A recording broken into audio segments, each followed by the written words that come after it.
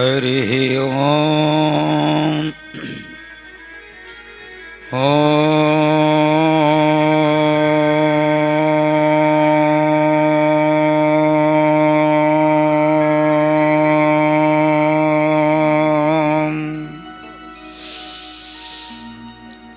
श्री गणेशाय नमः।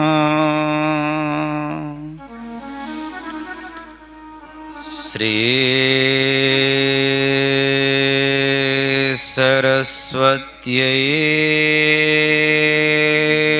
नमः। श्री गुरु चरणकमलेभ्यो नमः। नमः परमहंसाय स्वादिति चरणकमलमकरन्द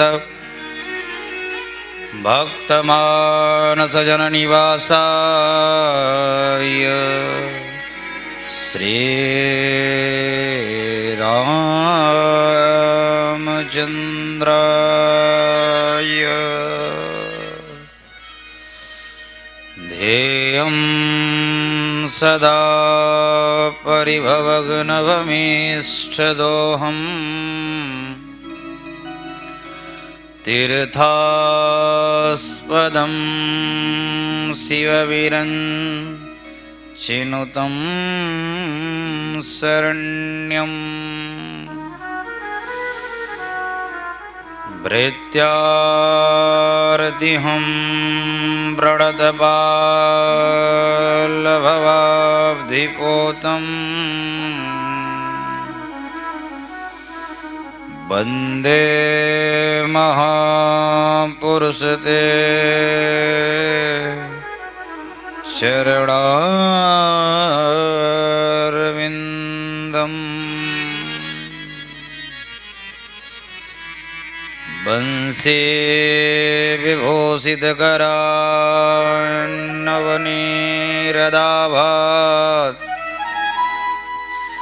पीताम्बराधरुडविम्बफलाधरोष्ठात् पूर्णेन्दुसुन्दरमुखादरबिम्बनेत्रात् कृष्णात् परं किमपि तत्त्वमहं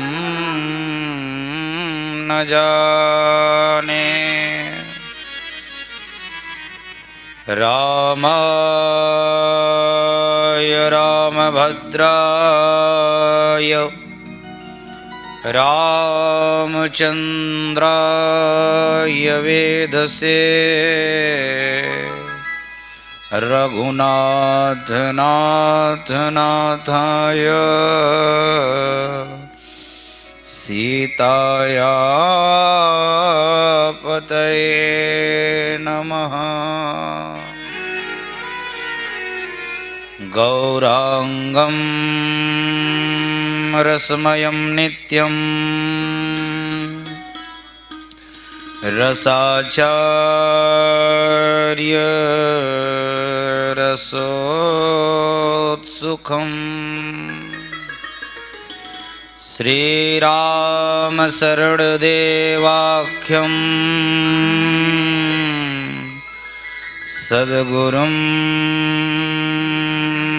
प्रणमाम्यहम्।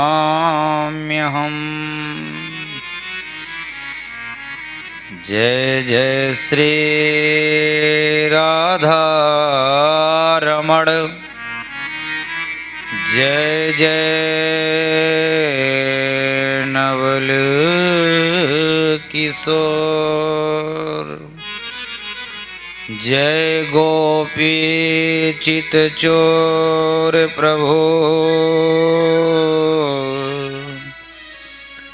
जय जय माखन चोर।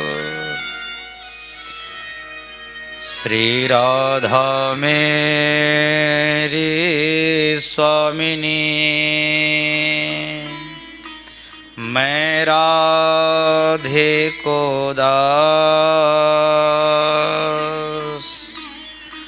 जन्म जन्म मोह दीजिए, श्री अवध धाम का वास।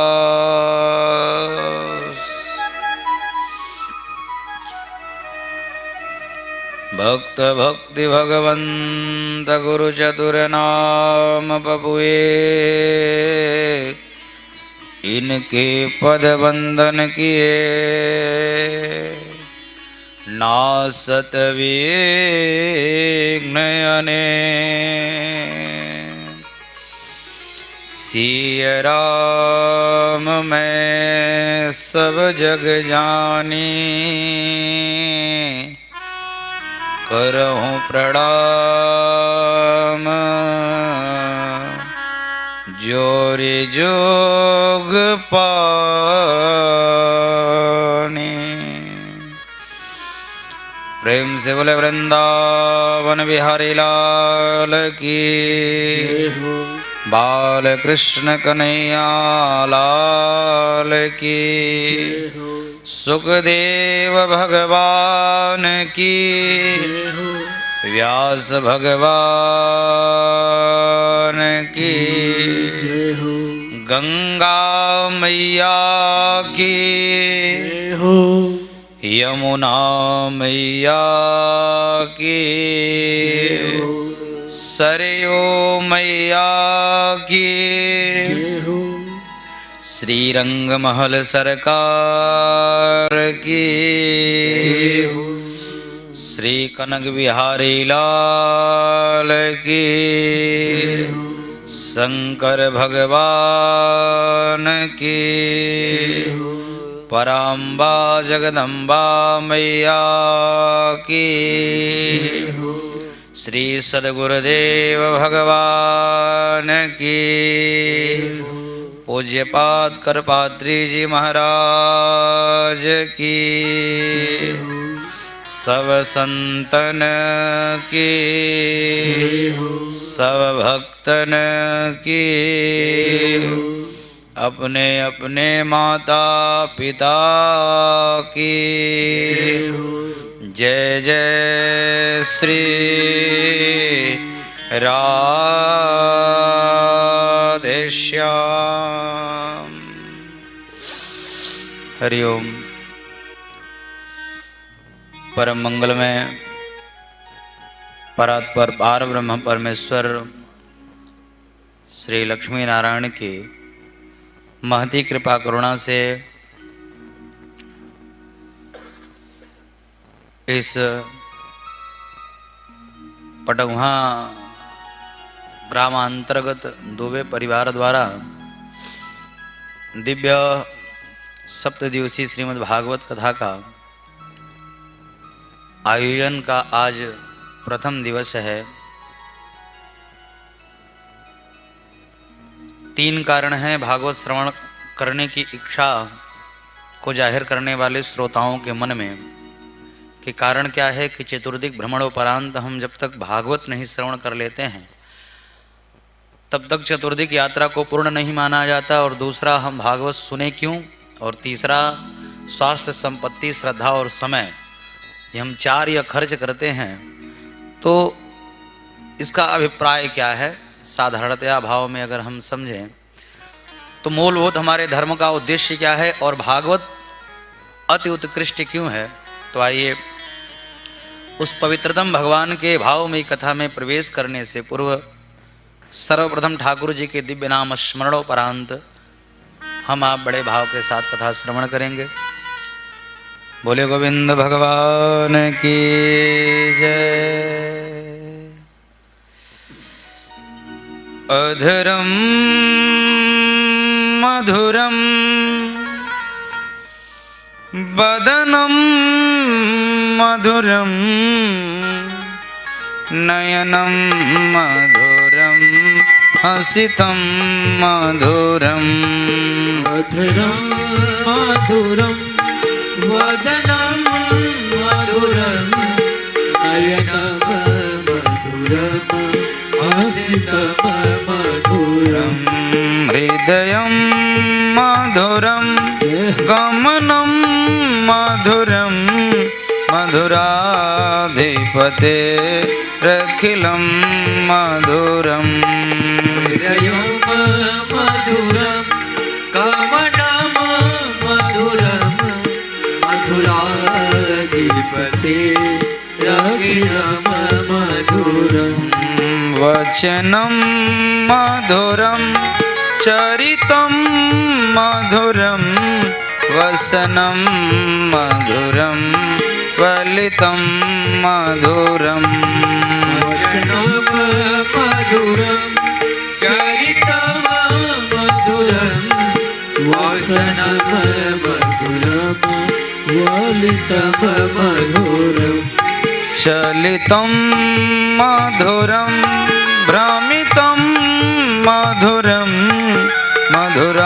मधुराधिपते रखिलं मधुरं चलितं मधुरं भ्रमितं मधुरं मधुराधिपते रखिलं मधुरं वेणुर्मधुरो रेणुर्मधुरः मधुरो रेणुर्मधुरो पाणिर्मधुरः पादौ मधुरो पाणिर्मधुरः पादौ मधुरो नित्यं मधुरं सख्यं मधुरं नित्यं मधुरं सख्यं मधुरं मधुराधिपतेरखिलं मधुरं मधुराधिपतेरखिलं मधुरं गीतं मधुरं पीतं मधुरं गीतं मधुरं पीतं मधुरं भोक्तं मधुरं सूक्तं मधुरं भोक्तं मधुरं सूक्तं मधुरं रूपं मधुरं तिलकं मधुरं रूपं मधुरं तिलकं मधुरं मधुराधिपतेरखिलं मधुरं मधुराधिपतेरखिलं मधुरं कर्णं मधुरं तरणं मधुरं हरणं मधुरं रमणं मधुरं मधुरं राधे मधुरं हरणं मधुरं रमणं मधुरं वमितं मधुरं समितं मधुरं मधुराधिपते रखिलं मधुरं वमितं मधुरं शमितं मधुरं मधुराधिपते रखिलं मधुरं गुञ्जा मधुरा माला मधुरा मधुरा माला मधुरा यमुना मधुरा बीची मधुरा मधुरा वीची मधुरा सलिलं मधुरं कमलं मधुरं सलिलं मधुरं कमलं मधुरं मधुराधिपतेरखिलं मधुरं मधुराधिपतेरखिलं मधुरं गोपी मधुरा लीला मधुरा गोपी मधुरा लीला मधुरा युक्तं मधुरं भुक्तं मधुरं मधुरं मुक्तं मधुरं दृष्टं मधुरं श्रेष्ठं मधुरं श्रेष्ठं मधुरं श्रेष्ठं मधुरं मधुराधिपतेरखिलं मधुरं मधुराधिपतेरखिलं मधुरं गोपा मधुरा गाओ मधुरा यष्टिर्मधुरा श्रेष्ठिर्मधुरा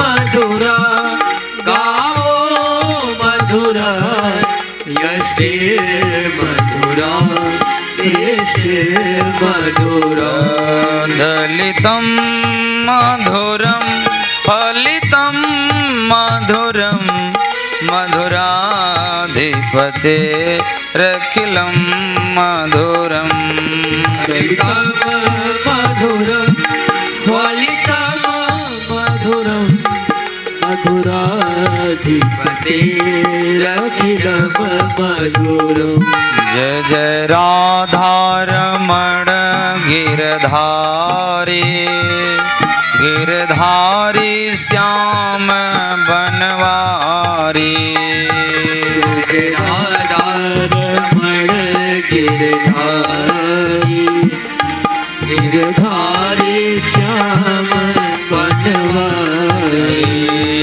जय जय राधारमण गिरधारी गिरधारी श्याम बनवारी जय राधारमण गिरधारी गिरधारी श्याम बनवारी गिरधारी श्याम बनवारी गिरधारी श्याम बनवारी त्रिपुरारी श्याम कंसारी त्रिपुरारी श्याम कंसारी जय जय राधारमण गिरधारी गिरधारी श्याम बनवारी जय राधारमण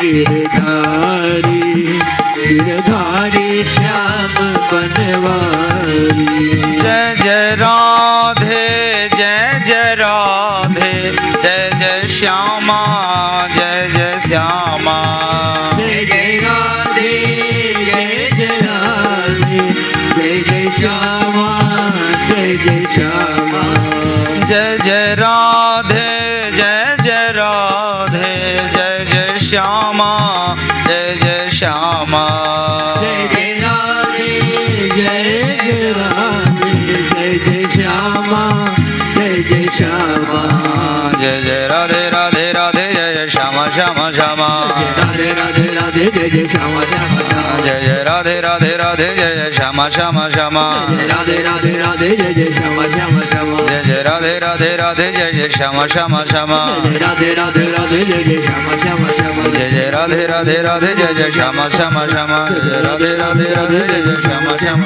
जय जय राधे राधे राधे जय जय श्यामा श्यामा श्यामा जय जय राधे राधे राधे जय जय श्यामा श्यामा श्यामा प्रेम से बोले राधा माधव सरकार की परम करुणा उरुणालय परमाराध्य वांछ कल्पतरु जगत नियंता जगत पालन करता जगत संहार करता अखिल ब्रह्मांड नायक चराचर पार ब्रह्म परमेश्वर आप्तकाम आत्माराम सच्चिदानंद घन श्री राघवेंद्र सरकार बांके बिहारी लाल भगवान की वांगमय मूर्ति श्रीमद् भागवत महापुराण साप्ताहिक ज्ञान यज्ञ में आवाहित 33 कोटि देवता भूत भावन भोलेनाथ पराम्बा माँ जगदम्बा प्रातः स्मरणीय संत वृंद विप्र वृंद गुरुवृंद श्रद्धामयी प्रेमामयी भावमयी माताएं एवं भगवत रस रसिक भक्त वृंदों, आज इस दिव्य भागवत कथा का प्रथम दिवस की रात्रिकालीन वेला है और थोड़ा विलम्ब भी हो गया है आज, और प्रथम दिवस है। आज के पवित्रतम दिवस से इस दिव्य आयोजन का प्रारंभीकरण हुआ, जिसको भैया दूज कहते हैं। साधारणतया घरों में सबको पता भी रहता है, और बड़े पवित्रतम भाव से इस गांव में तो हमारा इस गांव से घर जैसा संबंध भी है, और अपने नज़दीक कथा करने का आनंद भी कुछ और प्राप्त होता है। इसीलिए सारे विप्रदेवताओं के हृदय में बैठे हुए इस परमात्मा को प्रणाम करते हुए भगवान की पवित्रतम कथा श्रवण कराने का केवल प्रयास किया जा सकता है मात्र। अन्यथा तो भगवान की कथा अनंत और अगाध है, पूर्णतया किसी को प्राप्त हो नहीं सकता। साधारणतया 18 पुराण, 18 उपपुराण, 4 वेद, 4 उपवेद और सैकड़ों उपनिषद हैं, जिसमें 9 प्रधान हैं। इन सारे ग्रंथों का उद्देश्य क्या था और उद्देश्य क्या है, ये दोनों विशेष और विशिष्ट बातें हैं। क्या चारों धाम यात्रा करके कहानी श्रवण करने मात्र से हमारी मुक्ति हो जाएगी? क्या यह भागवत है? या भागवत की कुछ ऐसी वैशिष्टता है जिसे हम बता नहीं पा रहे हैं? क्योंकि 2 कारण होता है, या तो श्रोता का भाव श्रवण करने में ना हो, या तो वक्ता का भाव उस भागवत की उत्कृष्टता को न जानने का हो और कहानियों में बांध करके लोगों को श्रवण करा रहा हो। प्राय आपने देखा होगा कि जो मैथ का पुस्तक होता था उसमें एक उदाहरण के रूप में एक सवाल लगा करके लगा रहता था और लिखा रहता था कि इसी तरीके से सवाल को लगाइए। कभी कभी मन में संशय भी होता है, जैसा मैंने भी प्रारंभिकरण में निवेदन किया कि स्वास्थ्य 3 घंटा बैठेंगे, संपत्ति पैसा भी खर्चा होगा, समय और श्रद्धा, ये 4 कथा में होना अति आवश्यक है। लेकिन हम इन्वेस्टमेंट करें क्यों ये चारों चीज? हाँ, जो यात्रा किए हैं, चतुर्दिक यात्रा करें हैं, देखिए आशीर्वाद केवल सांसारिक लोग आपकी मंगल कामना की कर सकते हैं, लेकिन किसी के द्वारा ही हमारा कल्याण होगा, यह मन में भाव अगर आपके है तो आपका कल्याण तब तक नहीं हो सकता जब तक आप स्वयं अपने कल्याण के लिए क्रियान्वित नहीं होंगे। प्रायः धर्म को लोगों ने अंधविश्वास में इसीलिए बांध दिया। आपने देखा होगा, यह कर दो तो यह हो जाएगा, ताली बजाओ तो हाथ की रेखाएं चेंज हो जाएंगी। ऐसा कुछ नहीं होता है। अगर हाथ की रेखाएं चेंज होती तो किन्नर प्रत्येक दिन ताली बजाता रहता है, उसकी रेखा सबसे बलिष्ठ होनी चाहिए। करतल ध्वनि से मनोवृत्ति एकांत एकाग्रचित होकर के भगवत आराधना में, चाहे भगवत कथा में मन लगता है, इतना मान सकता हूं मैं। और शारीरिक जितने भी हमारे नसें हैं वो कहीं न कहीं हाथ से जुड़े हैं, तो हमारे शरीर में दिक्कत ना हो, यह इसकी व्यवस्था की गई थी। लेकिन करतल ध्वनि से भाग्य की रेखाएं चेंज हो जाएंगी, यह हमारा धर्म का उद्देश्य नहीं था। यह हम लोगों ने रच दिया, कथावाचकों ने, ऐसा करोगे तो हो जाएगा। ऐसा कुछ नहीं है। भागवत की परंपरा और भागवत के उद्देश्य को हम अगर लोगों के मध्य नहीं परोसेंगे और वही कहानियाँ जो उन्हें कंठस्थ है, जो वह बचपन से श्रवण करते आ रहे हैं, वही सुनाएंगे, तो भागवत की उत्कृष्टता का बोध हो ही नहीं सकता। आज देख रहे हैं प्राय क्या हो रहा है, धर्म बहुत विस्तृत होता जा रहा है, बढ़ता जा रहा है। बच्चे देखिए, बच्चों के अंदर भी भक्ति तो खूब है, लेकिन ज्ञान और वैराग्य बिल्कुल नहीं है। और बिना ज्ञान के अगर केवल भक्ति है तो भक्ति अंधी होती है। हम भक्ति जो कर रहे हैं वो सही है कि नहीं, और हमें ऐसा करना चाहिए कि नहीं। नवरात्र में माता जी की प्रतिष्ठा कराएंगे मूर्ति की, और फिर उसके बाद भसान में इतना गंदा गंदा गाना चलाएंगे, यह भक्ति है? यह हमारे धर्म का उद्देश्य नहीं था। श्रावण का महीना आएगा और शंकर जी को जल चढ़ाने आप जाएंगे नारंगी वस्त्र धारण करके, और जाएंगे तो रास्ते भर कुछ ऐसे जितने भी दुर्गुण हैं, व्यसन हैं, सब ग्रहण करते जाएंगे। भांग धतूरा, और धतूरा तो खा नहीं सकते, भांग हुआ, सिगरेट हुआ, बीड़ी हुआ, कि हम भोले बाबा के भक्त हैं। यह धर्म का प्रचार नहीं हो रहा है। धर्म को परिहासात्मक भाव से लोगों के मध्य परोसा जा रहा है, क्योंकि भागवत का उद्देश्य है, अगर ज्ञान परक भक्ति नहीं है तो उस भक्ति का प्रभाव आपके जीवन में पड़े, यह संभव नहीं है। हमें जानना पड़ेगा, और वह उस ज्ञान की प्राप्ति के लिए भागवत इतना उत्कृष्ट तो कुछ हो नहीं सकता। भागवत में 4 अक्षर है। श्रीमद् भागवत अन्य पुराणों के नाम से ही पता चलता है। नारद पुराण में नारद जी की कथा, शिव पुराण में शिव जी की कथा, लेकिन भागवत से किसी भगवान का नाम संबोधित हो रहा हो ऐसा प्रतीत नहीं होता। तो भागवत का तात्पर्य क्या है कि भाव प्रकाशे चिदानंदे गतिरेयसा त्रैलोक्य की वरिष्ठम सर्वशास्त्राणाम तरणीयम भत भवार्णवे। भा का अर्थ भाव प्रकाशे चिदानंदे, जिसके प्रकाश से हृदय आनंदित हो जाता हो। और एक बात बताऊं, हम दूसरे की नजर में महान बन सकते हैं। हम दूसरे की नजर में, भाई धोती पहने हैं, बड़ी माला झोली है, पंडित जी आचार्य जी बड़े अच्छे हैं, आप सेवा कर रहे हैं तो हमें, हमारे यजमान भी सारे लोग बहुत अच्छे हैं, लेकिन हम स्वयं की नज़र में कैसे हैं? क्या हमने कभी एनालिसिस किया कि हम कैसे हैं? क्योंकि भगवान को बताने के लिए सर्टिफिकेट की आवश्यकता नहीं पड़ती कि भगवान हम आपका बहुत जप करते हैं, आप हमारे पर कल्याण क्यों नहीं कर रहे हो। भगवान सर्वसमर्थवान है कि आपके अंतःकरण के भाव कैसे हैं। जब विभीषण जी भगवान के सन्मुख आए तो सबने मना किया, मत अपनाओ, दुश्मन का भाई है, भेद लेने आया होगा। लेकिन भगवान ने क्या कहा? निर्मल मन जन सो मोहि पावा, मोहे कपट छल छिद्र न भावा।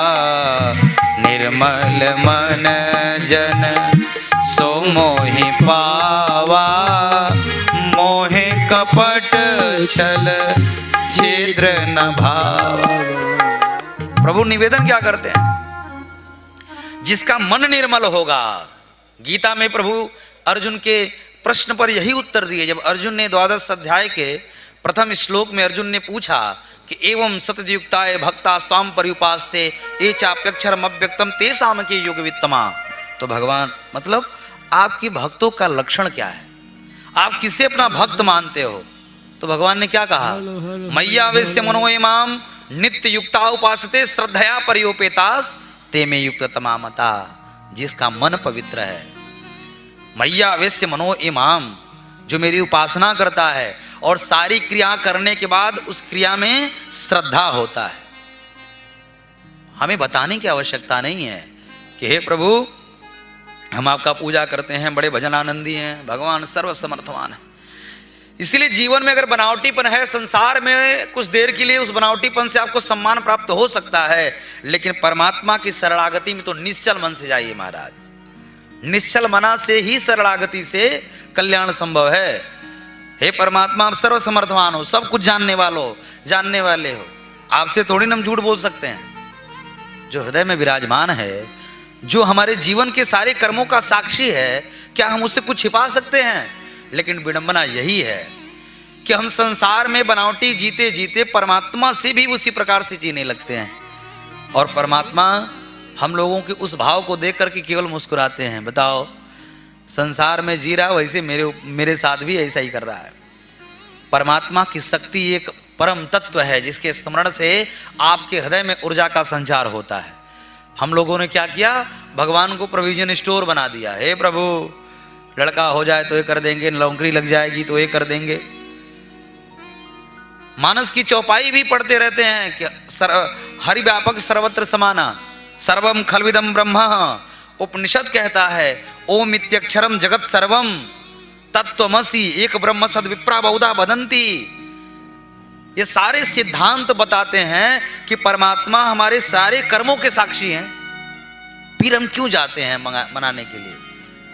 भाव से लगने की आवश्यकता है। कारण यही है कि हम भागवत के उद्देश्यों को नहीं समझ पाए। हमने भागवत को कहानी बना दिया। हमने कहानी श्रवण कराते उस भागवत के मूल उद्देश्य को भूल गए, जिसका उद्देश्य ही था कि संस्कार में परमात्मा का वास होता है। आपके घर में अगर संस्कार है ना, तो आप थोड़ा अगरबत्ती कपूर कम जलाते हो तब भी चलेगा, और संस्कार विहीन है तो 5 मुट्ठा अगरबत्ती और 2 किलो कपूर जलाने से कुछ नहीं होने वाला। क्योंकि प्रथम सीढ़ी संस्कार से उत्पन्न होती है। और आज घर घर में कलह है महाराज। एक घर ऐसा बचा नहीं है जहां पर कलह ना हो, और कलह का नाम ही कलयुग है। और जब घर में कलह है, बात बात पर झगड़ा होता है, बात बात पर आपस में वैमनस्यता है, तो धार्मिक उद्देश्य को हम कहां समझ पा रहे हैं? धार्मिक उद्देश्यों को समझने, हमारे सनातनी परंपरा इतनी उत्कृष्ट थी, जिसने नारा लगाया वसुधैव कुटुंबकम, पूरा ब्रह्मांड पूरा विश्व हमारा परिवार है। जिसने नारा दिया सर्वे भवन्तु सुखिनः सर्वे सन्तु निरामया, जिसने कहा कि विश्व का कल्याण हो, ऐसे सनातनी परंपरा को हम कहां पर लाकर खड़ा कर दिए। बालकों को धार्मिक होना चाहिए, लेकिन क्या वो संस्कारवान है? रामचरितमानस की चौपाइयों को पढ़ते हैं कि प्रातः काल उठ के रघुनाथा माता पिता गुरु नावई माथा। क्या ऐसी व्यवस्था है? कोई अपने माता पिता का पैर छूता है? और एक बात बता दूं कि जैसा जीवन में हम करेंगे, यह संसार है, जो आप कर रहे हैं वापस मिलना है। आज नहीं तो कल, कल नहीं तो परसों मिलेगा। यह निश्चित और निश्चिंत हो जाइए और यह जान लीजिए, कोई यह समझे कि हम कुछ भी गलत करेंगे, क्योंकि जब तक प्रभाव आपका है तब तक हो सकता है उस कर्मों का फल आपको पता न चले। जिस दिन प्रभाव समाप्त होगा ना, उस दिन जैसे जैसे निषिद्ध कर्म किए होंगे, चाहे विशुद्ध कर्म किए होंगे, उसका फल मिलना है। हम किसको बताते रहते हैं? हम किसको जताने का प्रयास करते हैं? बड़े धार्मिक हैं। संसार को, लोगों को, अपने भौतिक सुविधाओं को लोगों को बताइए। आपका पर्सनल भौतिक सुविधा है, लेकिन जो आंतरिक सुविधा परमात्मा की शरणागति का है, परमात्मा के भजन का है, परमात्मा के सानिध्य का है, यह आनंदानुभूति का कारण है। यह बताने की आवश्यकता नहीं है।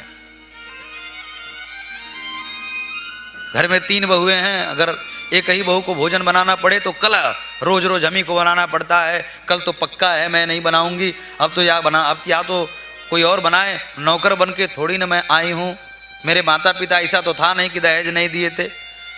और कलह के साथ जब भोजन बनेगा और जब परिवार के लोग वही भोजन करेंगे, तो जिस क्रोध से वो भोजन बना है और उसी क्रोध के कारण सारा अन्न उस क्रोध की भावनाओं को एक्सेप्ट कर लेता है, अपना लेता है। और जब उसे परिवार वाले ग्रहण करते हैं तो झगड़ा होता है, हमारा कलह होता है।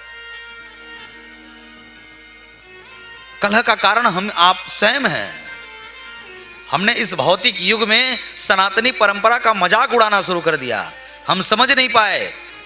अभी हम आ रहे थे तो देख रहे थे लक्ष्मी जी को ले जा रहे हैं, कुछ बच्चे ले जा रहे थे जल प्रवाहित करने के लिए। ऐसा ऐसा गाना चला कर ले जा रहे थे। क्या दर्शाना चाहते हैं? आप धार्मिक हैं, आप बड़े पुजारी जी हैं, लक्ष्मी जी कृपा करेंगे? बिल्कुल नहीं करेंगे। आप मूर्ति की स्थापना करा करके अपने अनुसार, हमने भगवान को भी अपने अनुसार बना लिया है। लड्डू का भोग हनुमान जी को लगता है, लेकिन परिवार में पहले मंत्रणा होती है, अरे नहीं लड्डू कोई खाता नहीं, पेड़ा लेके आओ भैया। जो हम खाएंगे वो भगवान को हम भोग लगाते हैं। गीता अध्ययन करेंगे, भागवत अध्ययन करेंगे, कभी प्रभु ने नहीं कहा है कि तुम मेरी पूजा करोगे तो तुम्हें मैं ऐसा कर दूंगा, वैसा कर दूंगा। भगवान हमेशा कहते हैं कर्मण्येवाधिकारस्य मा फलेषु कदाचन। कर्म का ही फल हमको आपको मिलना है, और हमारे अधीन कर्म के अलावा कुछ है भी नहीं। भगवान जब चाहें तो हाथ टेढ़ा कर दें, पैर टेढ़ा कर दें और तबीयत खराब कर दें। हम रोक सकते हैं क्या? बुढ़ापा कोई रोक के दिखाए? इस भौतिकता में, भौतिक सुविधाओं से कोई अवस्थाओं को रोक सकता है क्या? संभव नहीं है। यह प्रकृति है, और यह शरीर भी प्रकृति प्रदत्त ही है। और प्रकृति जो देता वो छीन लेता है, आज है कल नहीं है। तो जब हमारे अधीन केवल कर्म ही है, तो हमें चिंतन भी केवल कर्म का ही करना चाहिए। यह शास्त्र निवेदन करता है।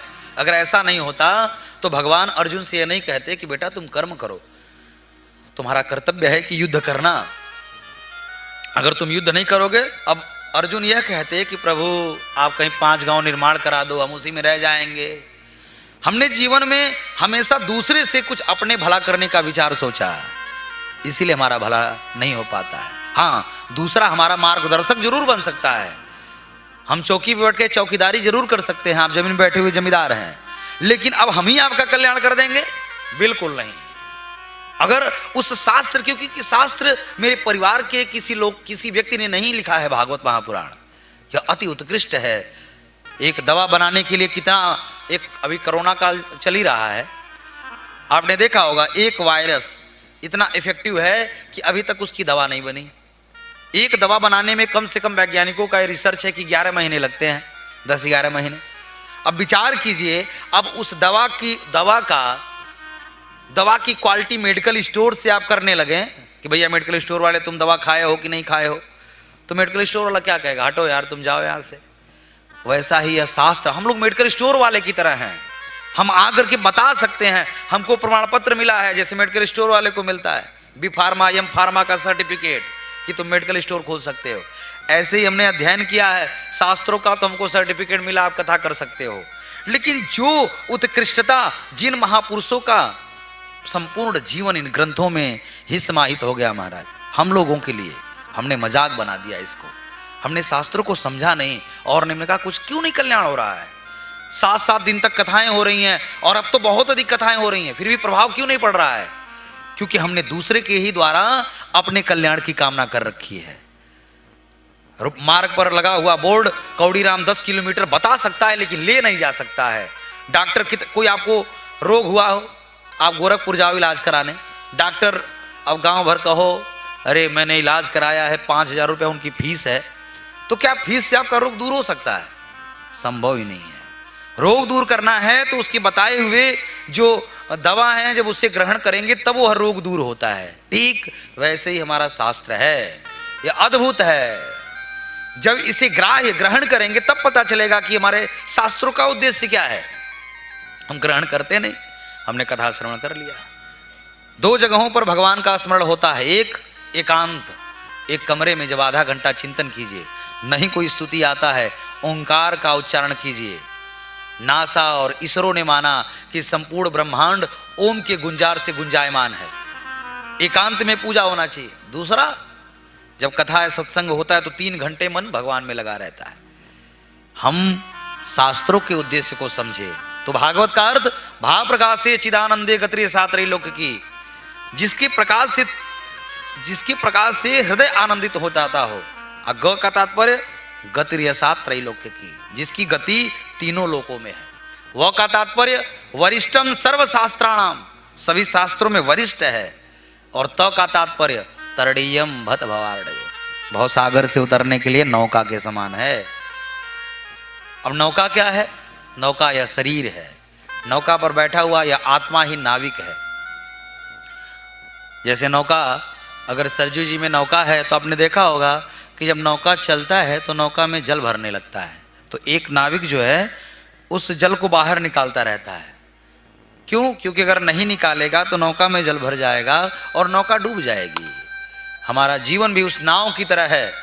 अगर भगवत आराधना, भगवत शरणागति और सत्संग के उस पात्र से अपने जीवन के दुर्गुणों को दूर करते रहेंगे तो निश्चित है यह नौका इस संसार सागर में बढ़िया से चलता रहेगा। लेकिन जब जब हम केवल दूसरों के दुर्गुण को देखेंगे और अपने दुर्गुणों पर विचार नहीं करेंगे, तब तब हमारा पतन ही होगा। दूसरे के सद्गुण को देखना चाहिए और अपने दुर्गुण को देखना चाहिए। शास्त्र दर्पण के समान है। ये जैसे होता है ना शीशा, आप देखते हैं कहीं जाना होना होता है तो भी चेहरा कैसा है, क्या लगा है, तो पता चल जाता है। वैसे ही शास्त्र दर्पण है जो बताता है कि हमारा जीवन ध्रुव की तरह है, कि प्रहलाद की तरह है, कि हिरण्याकश्यपु की तरह है, कि रावण की तरह हम कैसे जी रहे हैं, यह बताता है। और ये जान लीजिए, अगर सुमति नहीं है, परिवार में प्रेम नहीं है, प्रयास ये करना चाहिए कि परिवार में सुमति बनी रहे। सबसे बड़ा सुख यही है। सब कुछ होने के बाद भी आज लोग आंतरिक कलह बहुत अधिक होता जा रहा है। एक सेठ जी को लक्ष्मी जी ने स्वप्न दिया कि मैं तुम्हारे घर से जाना चाहती हूँ। तो सेठ जी ने कहा कि माँ क्यों जाना चाह रही हो? मैंने तो कभी भी ऐसा कोई निषिद्ध आचरण नहीं किया कि आप मेरे घर को छोड़ के चली जाओ। तो उन्होंने कहा नहीं, मैं तुम्हारे घर पूरा हो गया। देखिए, किसी व्यक्ति को अगर ये लगता हो कि उस व्यक्ति का सम्मान हो रहा है तो उसकी मूर्खता है। उस व्यक्ति के उस समय का सम्मान होता है जिस समय में उस व्यक्ति अपने उस पद प्रतिष्ठा को पाया हुआ है। और ये समय परिवर्तनशील है। जो घड़ी 12 की सुई पे खड़ी होती है वो 6 पे डाउन भी होती है।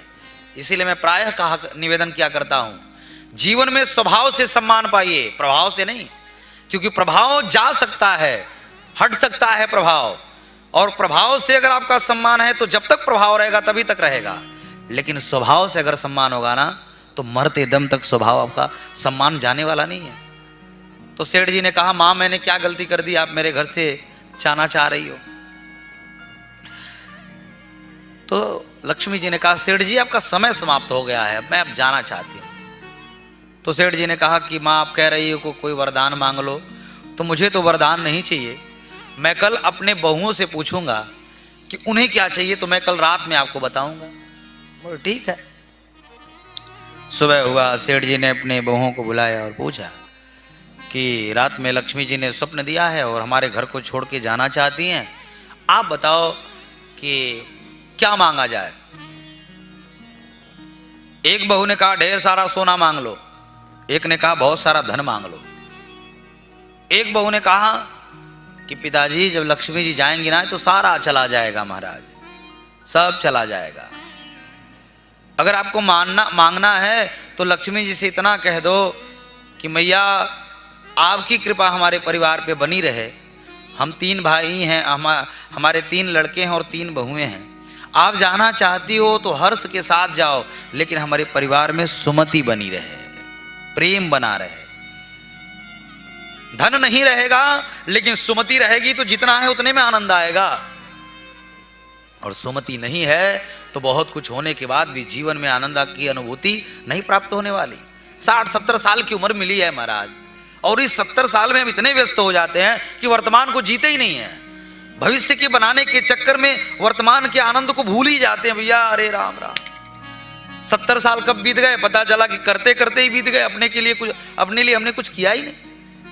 रात में लक्ष्मी जी आई और लक्ष्मी जी से सेठ जी ने कहा माँ अगर आप जाना चाहती हो तो जाओ, कोई बात नहीं, लेकिन इतनी कृपा करते जाना माँ कि मुझे कुछ नहीं चाहिए आपसे, कोई अपेक्षा नहीं है, लेकिन मेरे परिवार में सुमति बनी रहे, प्रेम बना रहे। लक्ष्मी जी मुस्कुराने लगी और सेठ जी से कहा कि तुमने तो मुझे ही मांग लिया। लक्ष्मी जी ने कहा कि मैंने तो कहा कि आप जाओ।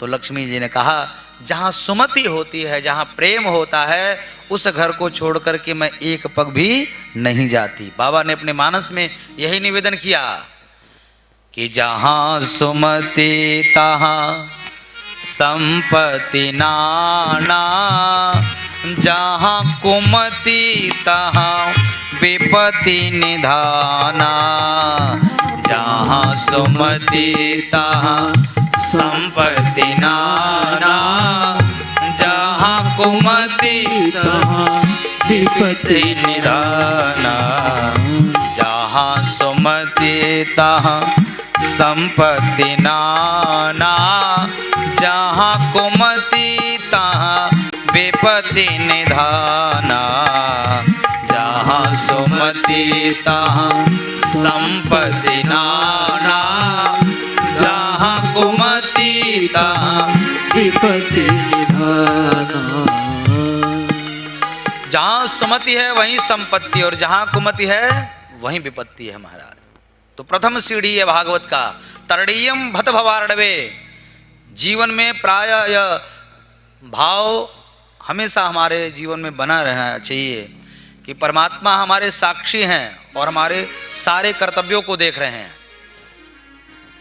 जीवन में किसी का अकल्याण न हो, अपकार न हो। तरणीयम भत भवार्णवे, भवसागर से पार उतरने के लिए तो नौका के समान है यह भागवत ग्रंथ। लेकिन उस भवसागर से पार उतरना है तो वहां पर उस भवसागर में चलने के लिए भी तो विधा चाहिए। तो भक्ति के, ज्ञान के और वैराग्य के पतवार से जब खेवेंगे तब चलेगा महाराज। और दूसरे के दृष्टि में नहीं, स्वयं की दृष्टि से स्वयं का अवलोकन कीजिए और अपने दुर्गुणों को दूर करने का प्रयास कीजिए। जिस दिन हम यह विचार मन में बिठाएंगे कि अपने दुर्गुणों को दूर करना है, अपने घर को मंदिर जैसा बनाइए, धार्मिक क्रियाओं को करना चाहिए। हमारी सनातनी परंपरा कहती क्या है, आप विचार कीजिए। क्या सनातन से कोई दिव्य हो सकता है? जो पेड़ पौधे, आज इन्वायरमेंट की बात होती है, आज वृक्ष बचाओ की बात होती है, निवेदन करते हैं लोग, लेकिन हमारा सनातनी परंपरा, नीम में दुर्गा जी का दर्शन करते हैं हम, पीपल के वृक्ष में भगवान कृष्ण का दर्शन करते हैं, आम, पीपर, पाकड़, बट ये पंच पल्लव हैं। हम वृक्षों में भी भगवान का दर्शन करते हैं, लता पता, यहां तक तो बात हटा दीजिए महाराज, एक सुअर में भी हम भगवान का दर्शन करते हैं, वारा भगवान, कुत्ता में भैरव बाबा। इससे बड़ा सनातनी परंपरा का उदाहरण क्या होगा जो सब में भगवत दर्शन कराता हो। संसार में जो भी हमको अवलोकित हो रहा है, दृष्टिगोचर हो रहा है, वो सब परमात्मा का ही अंश है, यह केवल सनातन धर्म ही बताता है। और हमने भक्ति तो जान ली कैसे करना चाहिए, लेकिन ज्ञान नहीं हमारे पास। इसीलिए जब भागवत का 6 अध्यायों में पद्म पुराण और स्कंद पुराण में इसका महात्म, भागवत का जो महत्व है, जो महात्म है, वह दूसरे पुराण सिद्ध करते हैं। भागवत का महत्व भागवत का नहीं है। पद्म पुराण में निवेदन है, स्कंद पुराण में भी निवेदन है कि सच्चिदानंद रूपाय विश्वोत्पत्त्यादि हेतवे तापत्रय विनाशाय श्री कृष्णाय वयं नमः। सतचित आनंद स्वरूप परमात्मा विश्व की उत्पत्ति, स्थिति और विलय के कारण तापत्रय विनाशाय, आध्यात्मिक, अधिदैविक, अधिभौतिक तीनों तापों को दूर करने वाले ऐसे परमात्मा को हम आप प्रणाम करते हैं। ऐसे प्रभु परमपिता परमेश्वर को हम आप वंदन करते हैं। निवेदन हुआ, एक समय की बात, नैमिषारण्य के पवित्र तीर्थ स्थल पर सौनकादिक 88,000 ऋषियों ने सूत जी के समक्ष जाकर के यह निवेदन किया। विचार कीजिए, हमारा देश हमेशा से ज्ञान को ही महत्व दिया, लेकिन हमने बिगड़न पैदा कर दी महाराज। बिलोमज जात के सूत जी हैं, सौनकादिक 88,000 ऋषि ब्राह्मण भी हैं, लेकिन उनको लगा कि ये विद्वान हैं, तो उनके पास जाके निवेदन किया कि एकदा नैमिषारण्ये ऋषय शनकादयः। सारे सौनकादिक ऋषि पहुंचे और उन्होंने कहा कि हमने जीवन में बड़े यज्ञ किए, लेकिन संतुष्टि नहीं मिल रही है। हम कुछ ऐसा सुनना चाहते हैं जिससे भक्ति बढ़े। भक्ति ज्ञान विरागाप तो विवेको वर्धते महान। केवल भक्ति नहीं बढ़े, भक्ति तो बढ़ी रही है, लेकिन ज्ञान परक भक्ति नहीं है, इसीलिए भक्ति का मजाक उड़ाया जाता है। बड़े बड़े डीजे साउंड लगाते हैं लोग, अरे क्या है नौटंकी शुरू कर दी है लोग। क्योंकि ज्ञान परक भक्ति होना आवश्यक है, इसीलिए सनकादिक ने क्या कहा कि भक्ति ज्ञान विराग, आप तो भक्ति बढ़े, ज्ञान बढ़े, विराग बढ़े, और इससे भी बड़ा क्या है, विवेक बढ़े। विवेको वर्धते महान। बुद्धि तो सबके पास है, बुद्धि तो पशु के भी पास होता है, लेकिन विवेक, देखिए दोनों में अंतर है, बुद्धि और विवेक दोनों में अंतर है। बुद्धि का मतलब क्या है कि हम कोई काम करने जाते हैं तो विचार नहीं करते, चलो करना चाहिए और हो जाता है, गलत होता है तो फिर चिंतित होते हैं। और विवेक कि हर कार्य को करने से पहले उसका हम चिंतन करते हैं कि करना चाहिए कि नहीं, विवेक पूर्वक कार्य को करते हैं। आज वही विवेक चाहते हैं। सूत जी महाराज सौनकादिकों के प्रश्न को सुन करके अति आनंदित हो गए। जिज्ञासा करने वाला अगर पवित्र मना वाला है तो फिर उसका उत्तर भी विशिष्टता से प्राप्त होता है। उन्होंने कहा चिंता मत करो, हम तुम्हें ऐसी कथा सुनाएंगे, ऐसी कथा श्रवण कराएंगे जो भक्ति ज्ञान वैराग्य को बढ़ाएगा। क्योंकि चिंतामणि के नीचे बैठ के चिंतन करोगे, चिंतामणि लोक सुखम सुरुद्र स्वर्ग संपदा प्रेक्षति गुरु प्रेतो वैकुंठम फलदायकम। चिंतामणि के नीचे बैठोगे, जो चिंतन करोगे वो मिलेगा, लेकिन चिंतामणि आंतरिक सुख नहीं दे सकता। कल्प वृक्ष के नीचे जो कल्पना करोगे वो मिल जाएगा, लेकिन कल्प वृक्ष भगवान का दर्शन नहीं करा सकता। लेकिन प्रेक्षति गुरु प्रीतो, अगर गुरु के प्रति प्रीति है तो वैकुंठम फलदायकम। इसीलिए बाबा ने भी कहा कि भवनिधि गुरुवेनो भवनिधि तरई न कोई, गुरुवेनो भवनिधि तरई न कोई।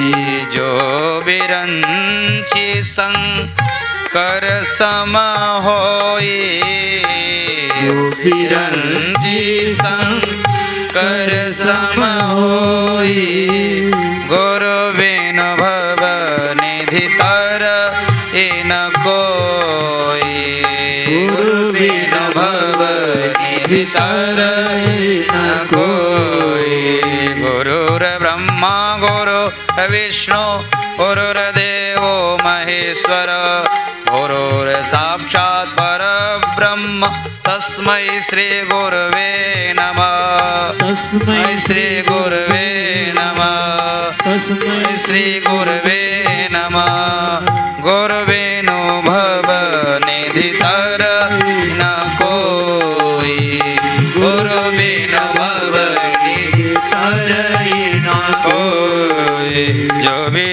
शंकर सम होई, जो बिरंची शंकर सम होई, जो बिरंची शंकर सम होई, जो बिरंची शंकर सम होई, गौरवे नो भव निधि तर न कोई, गुरुवे न भव निधि तरहि न कोई। सूत जी ने कहा परेक्षति गुरु प्रीतो, गु शब्द से अंधकार और उ शब्द से प्रकाश। जो अज्ञान के तिमिर अंधकार को दूर करके ज्ञान के द्वारा प्रकाशित करता हो। और ज्ञान है क्या? ज्ञान जीवन जीने की कला है, लाइफ ऑफ आर्ट।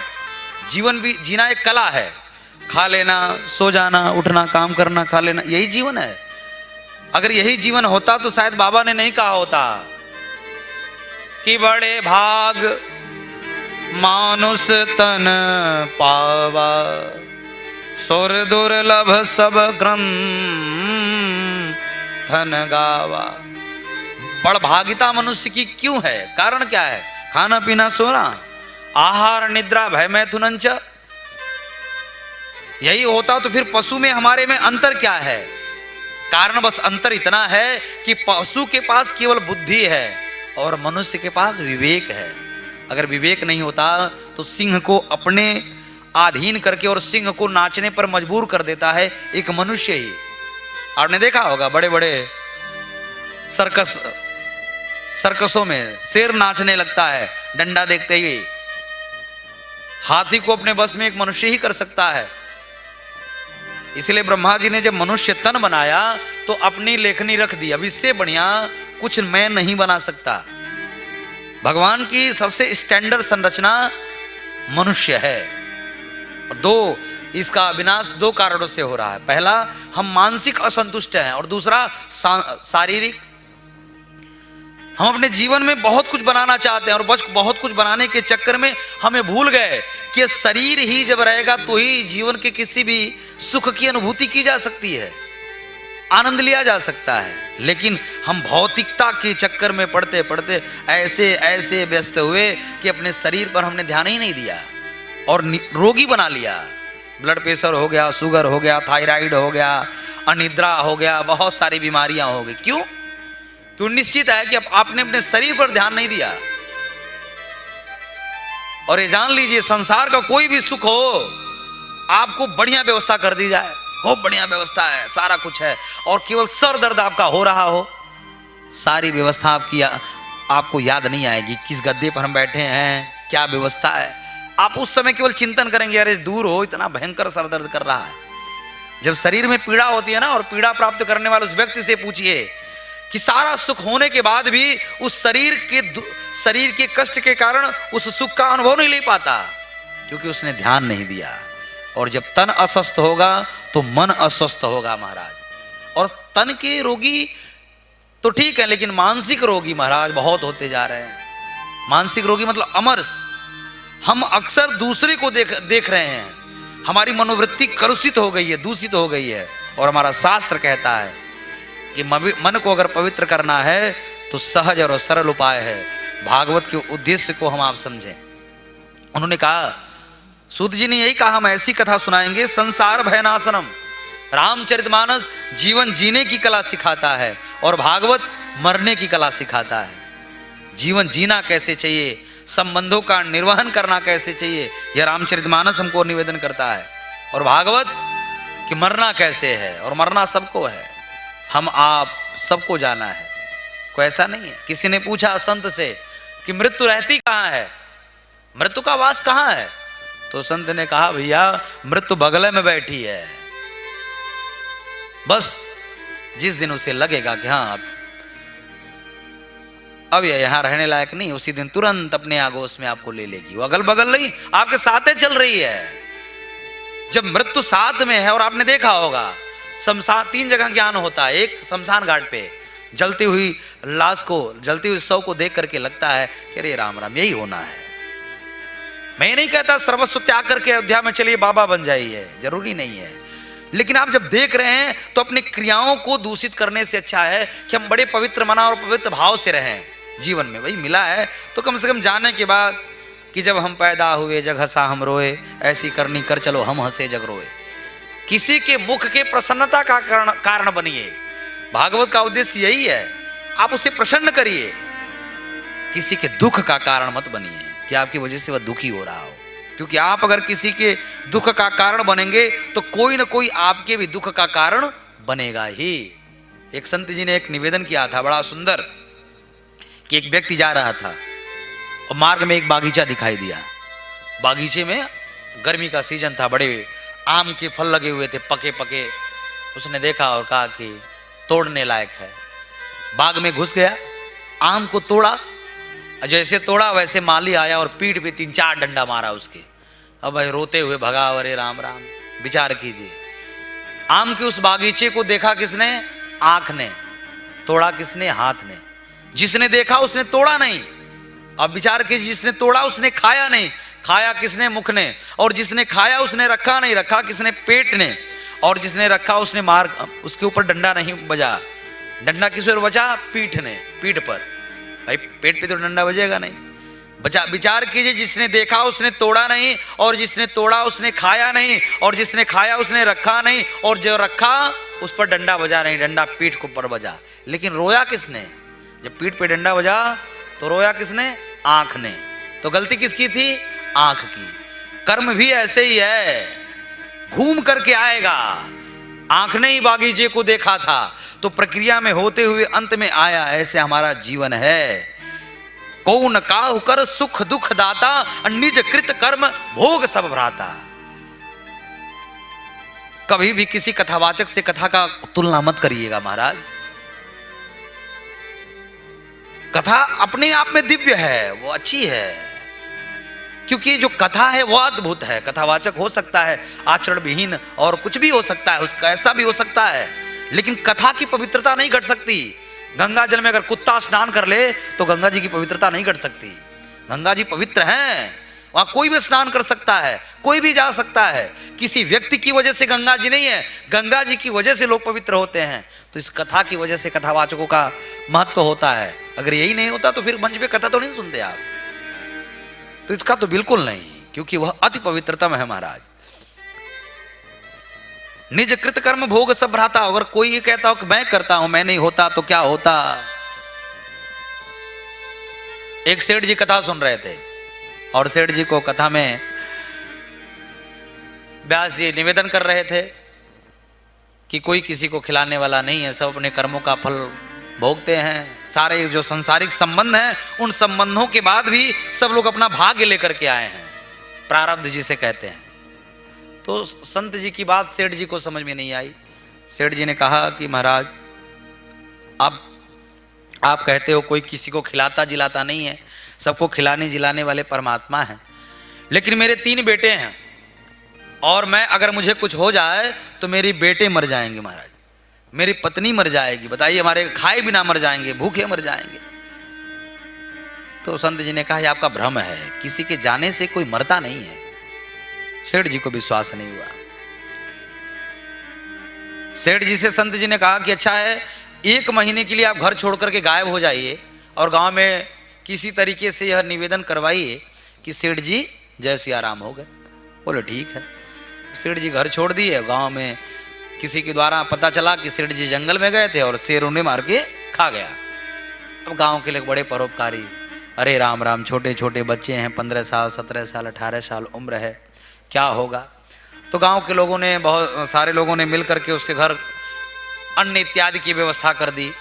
एक ने कहा, तुम बेटा मेरे साथ काम पे चलो, तुम आ जाना मेरे यहाँ काम करना। मतलब धीरे धीरे 1 महीना बीतते बीतते सुचारू रूप से उनका जीवन चलने लगा। अब 1 महीने बाद सेठ जी आए, रात का समय, दरवाजा खटखटाए, दरवाजा खोलो। अंदर से आवाज आई। सेठानी ने पूछा, आप कौन हैं, इतनी रात में कहाँ से आए हैं। तो सेठ जी ने कहा, मैं हूँ, सेठ जी हूँ। सेठानी ने कहा, आपको मरे हुए तो 1 महीने हो गए, आप हो ही नहीं सकते, आपका भूत होगा, हम दरवाजा नहीं खोलने वाले। तो सेठ जी ने कहा कि तुम्हारा चल कैसे रहा है, तुम लोग जी कैसे रहे हो। तो पता है, सेठानी ने कहा, सेठ जी आप चले जाओ, पहले से भी अच्छा चल रहा है। बोले गोविंद भगवान की जय। कोई किसी को खिलाता जिलाता नहीं, सारे संबंध हैं। संबंधों का निर्वहन हो रहा है।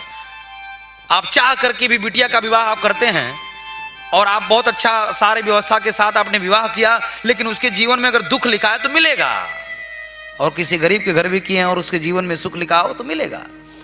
ऐसा हमारा जीवन है। हम इस भ्रम में जी रहे हैं कि मेरे द्वारा कुछ होता है।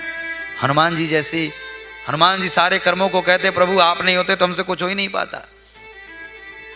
तो सूत जी महाराज कहते हैं कि संसार भय नाशनम, जो मृत्यु के भय को दूर कर दे, मृत्यु को स्वीकार करने में आपको सक्षम बना दे, वह शास्त्र, वह पुराण हमारा भागवत है। कि यह चरित जे गावहि हरिपद पावहि, तेन परहि भवकूपा। ये भगवान के चरित्र ही इतने पवित्रतम है कि संसार के इस भवकूप में सब लोग गिरे जा रहे हैं और सबको लगता है बस यही सत्य है, इसे ही अपना बना लो, यही सत्य है। जैसे एक कुआं था, कुछ अंधे यात्रा कर रहे थे, एक अंधा गिरा तो जब अंदर से आवाज आई कुएं से, तो उसने सोचा, दूसरे अंधे ने पूछा भैया कहाँ कहीं गिर गए क्या? तो बोला नहीं नहीं महाराज चले आओ चले आओ, कोई दिक्कत नहीं है। दूसरा गिरा, फिर तीसरा गिरा।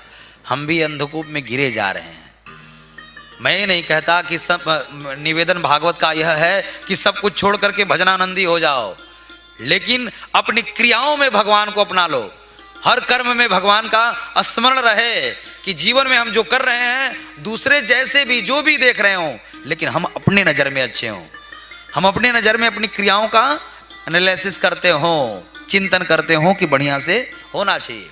एक 22 साल के लड़के को हमारा धर्म ये नहीं कहता कि माला झोली लेके बैठ जाओ।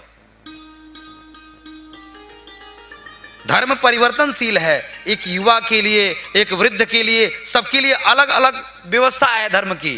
अब 75 साल का जो व्यक्ति हो गया, 80 साल की उम्र हो गई, तो माला झोली और बढ़िया से दाल रोटी पाइए और भगवान का स्मरण कीजिए। लेकिन जिस पर हमारे देश का अभी जिस युवा पर हमारा देश निर्भर है, उनको हम कह दें केवल माला झोली लेकर बैठ जाओ, नहीं, लेकिन लक्ष्य विहीन मत होइए। लक्ष्य होना चाहिए जीवन में, कोई ना कोई लक्ष्य प्राप्त करने की इच्छा हमारे अंदर हो कि हमें यह लक्ष्य प्राप्त करना है। महाभारत की एक कथा है कि एक बार अर्जुन, भीम, नकुल और सहदेव को लेकर के द्रोणाचार्य जंगल में गए, और जंगल में जब जाकर के उन्होंने एक वृक्ष पर एक बैठी हुई चिड़िया को देखा, तो सबसे पूछा, द्रोणाचार्य ने कहा कि उस चिड़िया के नेत्र में अनुसंधान करना है। तो किसी से पूछा तुम्हें क्या दिखाई दे रहा है?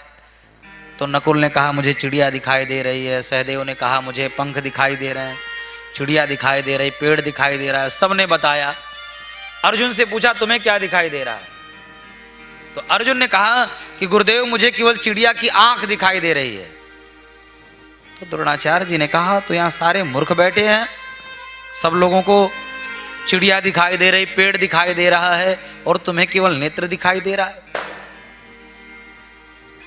तो अर्जुन ने कहा गुरुदेव चिड़िया कैसी है मुझे उससे मतलब नहीं है, उसके पंख कैसे हैं, वृक्ष कैसे हैं, मुझे मतलब नहीं है। चूंकि आपने लक्ष्य चिड़िया का नेत्र दिया है, इसीलिए मुझे केवल वह नेत्र ही दिखाई दे रहा है। ठीक हमारा जीवन भी जब तक कोई लक्ष्य नहीं जीवन का होगा तब तक आप क्रिया, और एक बात और भी है, दूसरे की क्रियाओं को देख करके वह लक्ष्य जीवन का नहीं होना चाहिए।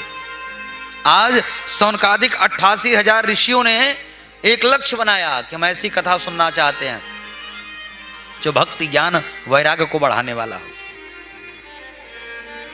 और आज उनके प्रश्नों का उत्तर निवेदन कर रहे हैं कि चिंता मत करो, हम ऐसी कथा सुनाएंगे। और यह भागवत उत्कृष्ट क्यों है? सौनकादिक ऋषियों ने पूछा कि भागवत उत्कृष्ट क्यों है? तो सूत जी महाराज कहते हैं कि जब भगवान का परम धाम गमन हुआ तो उद्धव जी के कहने पर जब उद्धव जी ने पूछा प्रभु आप चले जाओगे तो कलयुग के प्राणियों का कल्याण कैसे होगा? तो भगवान ने कहा कि हर युग में तो मैं चला जाता था, लेकिन कलयुग में तेने यम वांगमयी मूर्ति प्रत्यक्षम वर्तते हरि तिरोधार्य प्रविष्टोयम श्रीमद् भागवतारणवम इस भागवत रूपी अरणव में परमात्मा का वास है। इसीलिए लिखा है कि भागवत का एक श्लोक, आधा श्लोक, एक पाद भी अगर पढ़ा जाए तो समझिए हर श्लोक में भगवत दर्शन होता है। और केवल भागवत विशिष्ट इसलिए है क्योंकि सारे पुराणों का निचोड़ श्रीमद् भागवत है, और केवल इसी पुराण में भगवान ने कहा कि मैं भागवत में प्रविष्ट हो जा रहा हूं। एक बार बद्रिकाश्रम में नारद जी की मुलाकात हुई।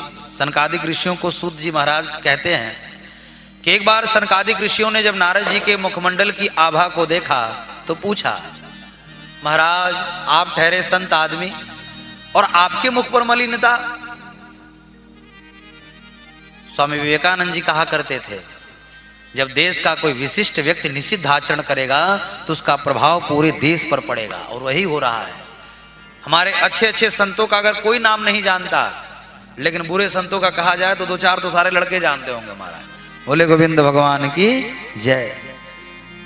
क्योंकि बुराइयों के खरीदार बहुत अधिक हैं। एक कोई व्यक्ति आपके पटुआ गांव में कुछ बुरा कर दे, पूरा गांव जान जाएगा, और कोई अच्छा कर दे तो धीरे धीरे जानते हैं। कारण है, मदिरा बेचने वाले को घर घर घूमना नहीं पड़ता, और दूध बेचने वाले घर घर घूमा करते हैं महाराज। एक दुर्गुण है, एक सद्गुण है, तो दूध की खरीदार बड़े कम होते हैं, अच्छाइयों के खरीदार नहीं मिलते।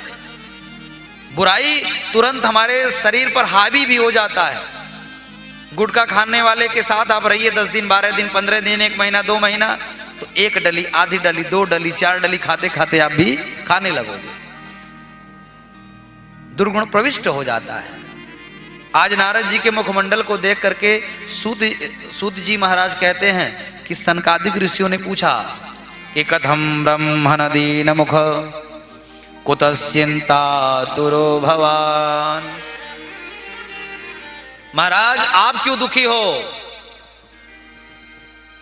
जब गृहस्थ आश्रम में लोग दुखी होते हैं और उन्हें पीड़ा होती है तो वह संतों के चरण में जाते हैं कि महाराज कुछ बताइए। तो संतों के सानिध्य में बैठने से आध्यात्मिक ऊर्जा मिलता है, और आध्यात्मिक ऊर्जा जब प्राप्त होता है तो जो हमारे मनोमय कष्ट होते हैं वह दूर होते हैं। लेकिन आज नारद जी के मुख की मलिनता, नारद जी ने कहा क्या बताएं, मैं पृथ्वी पर गया था कि देखें भारत के लोग रहते कैसे हैं, और जब पृथ्वी पर भ्रमण करते करते मैं देखा कि संत पाखंडी हो गए, कन्या का विक्रय हो रहा है, स्याल को बुद्धिदायक साला बुद्धि देने वाला हो गया है। तो सनकादिक ऋषियों ने कहा कि आपको धर्मस्थलियों पर जाना चाहिए था। तो नारद जी ने कहा मुझे दिल्ली बंबई थोड़ी ना जाना था, मैं धर्मस्थलियों पर ही गया था। हरि क्षेत्रम कुरुक्षेत्रम श्रीरंगम सेतु बंधनम। हरि क्षेत्र गया, कुरुक्षेत्र गया, श्रीरंगम गया, लेकिन हर जगह मंदा सुमंद मतयो मंद भाग्या उपद्रुता पाखंडा निरता संता स परिग्रह। संत पाखंडी, नाम मौनी बाबा, सबसे अधिक उन्हीं के आश्रम में हल्ला होता है। नाम त्यागी जी चलते फॉर्च्यूनर से हैं, नाम है ब्रह्मचारी जी, अब डीएनए टेस्ट के बाद पता चलता है बच्चे कितने हैं। जो संत हमारे देश के गौरव हैं, दो चार तथाकथित के गलत आचरणों से हम सब पर दोषारोपण नहीं कर सकते। कुछ तो रहा होगा देवरवा बाबा में कि लोग जाते थे और अपने चरणों से वह सबको आशीर्वाद देते थे, मचान पर रहते थे। देश के प्रधानमंत्री तक लोग देवरवा बाबा के चरणों में शरण में चले जाते थे। करपात्री जी महाराज जीवन भर हाथ पर ही भोजन करते रह गए। शंकराचार्य जी जो चतुर्दिक हमारे धर्म की स्थापना किए, स्वामी विवेकानंद जी, स्वामी राम तीर्थ जी महाराज, स्वामी राम सुखदास जी महाराज, बड़े अद्भुत अद्भुत संत हुए। और इन संतों के, इन महापुरुषों का जिन्होंने अपने देश में ही नहीं अपितु पूरे विश्व में 28-29 देशों में हरे रामा हरे कृष्णा का प्रचार किया प्रभुपाद जी ने, इन महान संतों का हमें स्मरण नहीं होगा। जो स्वामी विवेकानंद जी धर्म की स्थापना के लिए उन्होंने अमेरिका के उस भौतिक सुख को त्याग दिया कि धन्य है भारत भूमि, धन्य है हमारा यह भारत देश, जहां पर संस्कार और संस्कृति सिखाई जाती है। और धीरे धीरे हम वही विहीनता की तरफ हम भी जा रहे हैं। हम भी संस्कार को छोड़ रहे हैं, हम भी संस्कृति को छोड़ रहे हैं। और संस्कार नहीं बचेगा ना, फिर कथाओं का उद्देश्य समझ में नहीं आएगा। नारद जी ने कहा, जब मैंने देखा जिन संतों के शरण में कल्याण की कामना से सारे लोग जाते हैं, गाया भी जाता है कि संतन के संग लाग रे तेरी बिगड़ी बनेगी, संतन के संग लाग रे तेरी बिगड़ी बनेगी, संतन के संग लाग रे तेरी बिगड़ी बनेगी, संतन के संग लाग रे तेरी बिगड़ी बनेगी, बिगड़ी बनेगी तेरी किस्मत जगेगी, बिगड़ी बनेगी तेरी किस्मत जगेगी, होयो तेरो बड़ो भाग रे तेरी बिगड़ी बनेगी, होयो तेरो बड़ो भाग रे तेरी बिगड़ी बनेगी, संतन के संग लाग रे तेरी बिगड़ी बनेगी, संतन के संग लाग रे जय हो। तेरी बिगड़ी बनेगी, ध्रुव जी की बन गई, प्रहलाद जी की बन गई, ध्रुव जी की बन गई, प्रहलाद जो भी बन गई, हरि सुमिरन में लाग रे तेरी बिगड़ी बनेगी, हरि सुमिरन में लाग रे जय हो। तेरी बिगड़ी बनेगी, संतन के संग लाग रे तेरी बिगड़ी बनेगी, संतन के संग लाग रे तेरी बिगड़ी बनेगी। संतों ने निवेदन किया, गाया, संत हृदय नवनीत समाना, कहीं कभी न पर कहीं न जाना, निज परिताप द्रवई नवनीता, पर दुख द्रवई संत सुपुनीता। नारद जी ने कहा, जब मैं पृथ्वी का भ्रमण कर रहा था तो इनको तो देख के कष्ट हुआ ही, इनको देख के पीड़ा हुआ, जबकि नारद जी स्वयं एक संत हैं। लेकिन मैंने देखा कन्या का विक्रय हो रहा है, स्याल को बुद्धिदायक साला बुद्धि देने लगा है। और ये जान लीजिए, बहुत अधिक ससुराल का अगर आपके परिवार में वह इन्वॉल्व है तो निश्चित है विघटन और द्वेषात्मक भाव उत्पन्न होते हैं। भाई इंजीनियर है, डॉक्टर है, लेकिन भाई से नहीं पूछते, भाई उन्हीं से पूछना है। और माताओं का भी, जो ससुराल का सुख है वही अपना सुख है, हमारे मायके में क्या है। अक्सर आपने लक्ष्मी जी का ठिकाना नहीं लगा महाराज, लक्ष्मी जी को आना पड़ा। जब भगवान भृगु जी त्रिदेव की परीक्षा करने के लिए गए और नारायण के वक्षस्थल पर चरण से प्रहार किए, तो लक्ष्मी जी ने कहा कि आपने रोका नहीं, और आप कह रहे हो कि ब्राह्मण देवता आपके चरणों में चोट तो नहीं लगी, अब तो मुझे यहां रहना ही नहीं है। और चली गई सागर में। भगवान ने कहा, जाओ, मैं तुम्हें बुलाऊंगा ही नहीं। और लक्ष्मी, जहां जहां मेरा पूजा होगा, जहां जहां मेरा सम्मान होगा, अगर तुम मेरी अर्धांगिनी हो तो तुम्हें वहां आना पड़ेगा। और जब भगवान नहीं गए तो लक्ष्मी जी समुद्र मंथन का माध्यम बना करके वापस प्रकट हुई महाराज, निकले और भगवान को वर्ण किया। हमारे जीवन में भी यही होता है, जैसे ही क्रोध हुआ, झगड़ा हुआ, तुरंत मायके की याद आती है। लेकिन 1 महीना 2 महीने बाद भाई ही पूछने लगेगा, अरे झगड़ा कहीं क्या बाड़ू का, 2 महीना हो गया कोई पूछ नहीं रहा है। कहने का मतलब क्या है, ससुराल का जो सुख है वही अपना है। तत्क्षण अल्प समय का सुख प्राप्त करने की इच्छा मायके से होना चाहिए। कह रहे हैं, स्याल को बुद्धिदायक ऐसे घूमते घूमते और कलयुग का प्रभाव इतना बढ़ गया, पाखंड तो चरम सीमा पे हो गया। पाखंड का मतलब क्या, पापस्य खंड इति पाखंड, पाप की प्रवृत्ति लोगों में बढ़ गई महाराज। नारद जी ने कहा, मैं देखते देखते इतना मन खिन्न हो गया। मैंने सोचा था कि जिस पृथ्वी पर जन्म लेने के लिए देवता भी कहते हैं एक बार भारत में जन्म करा दूं, उसकी ये दुर्दशा है।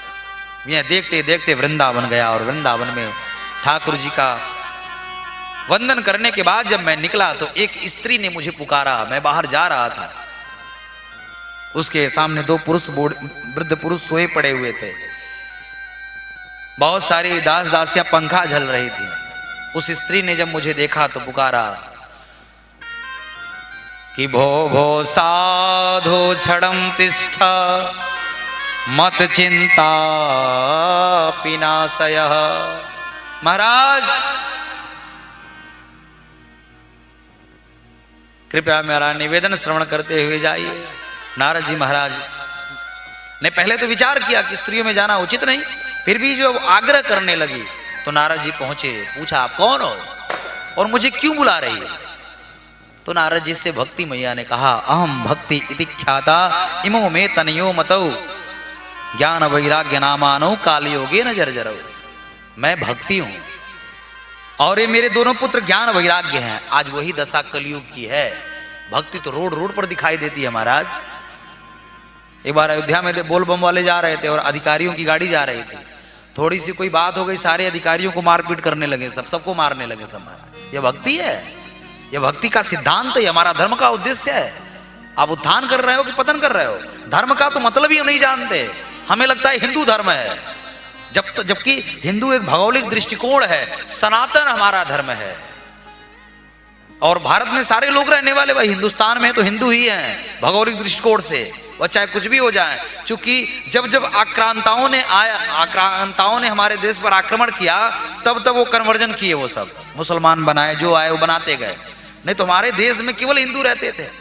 हम लोग थोड़ा अतिथि देवो भव का भाव ज्यादा अधिक है, हम सबको बुलाते गए।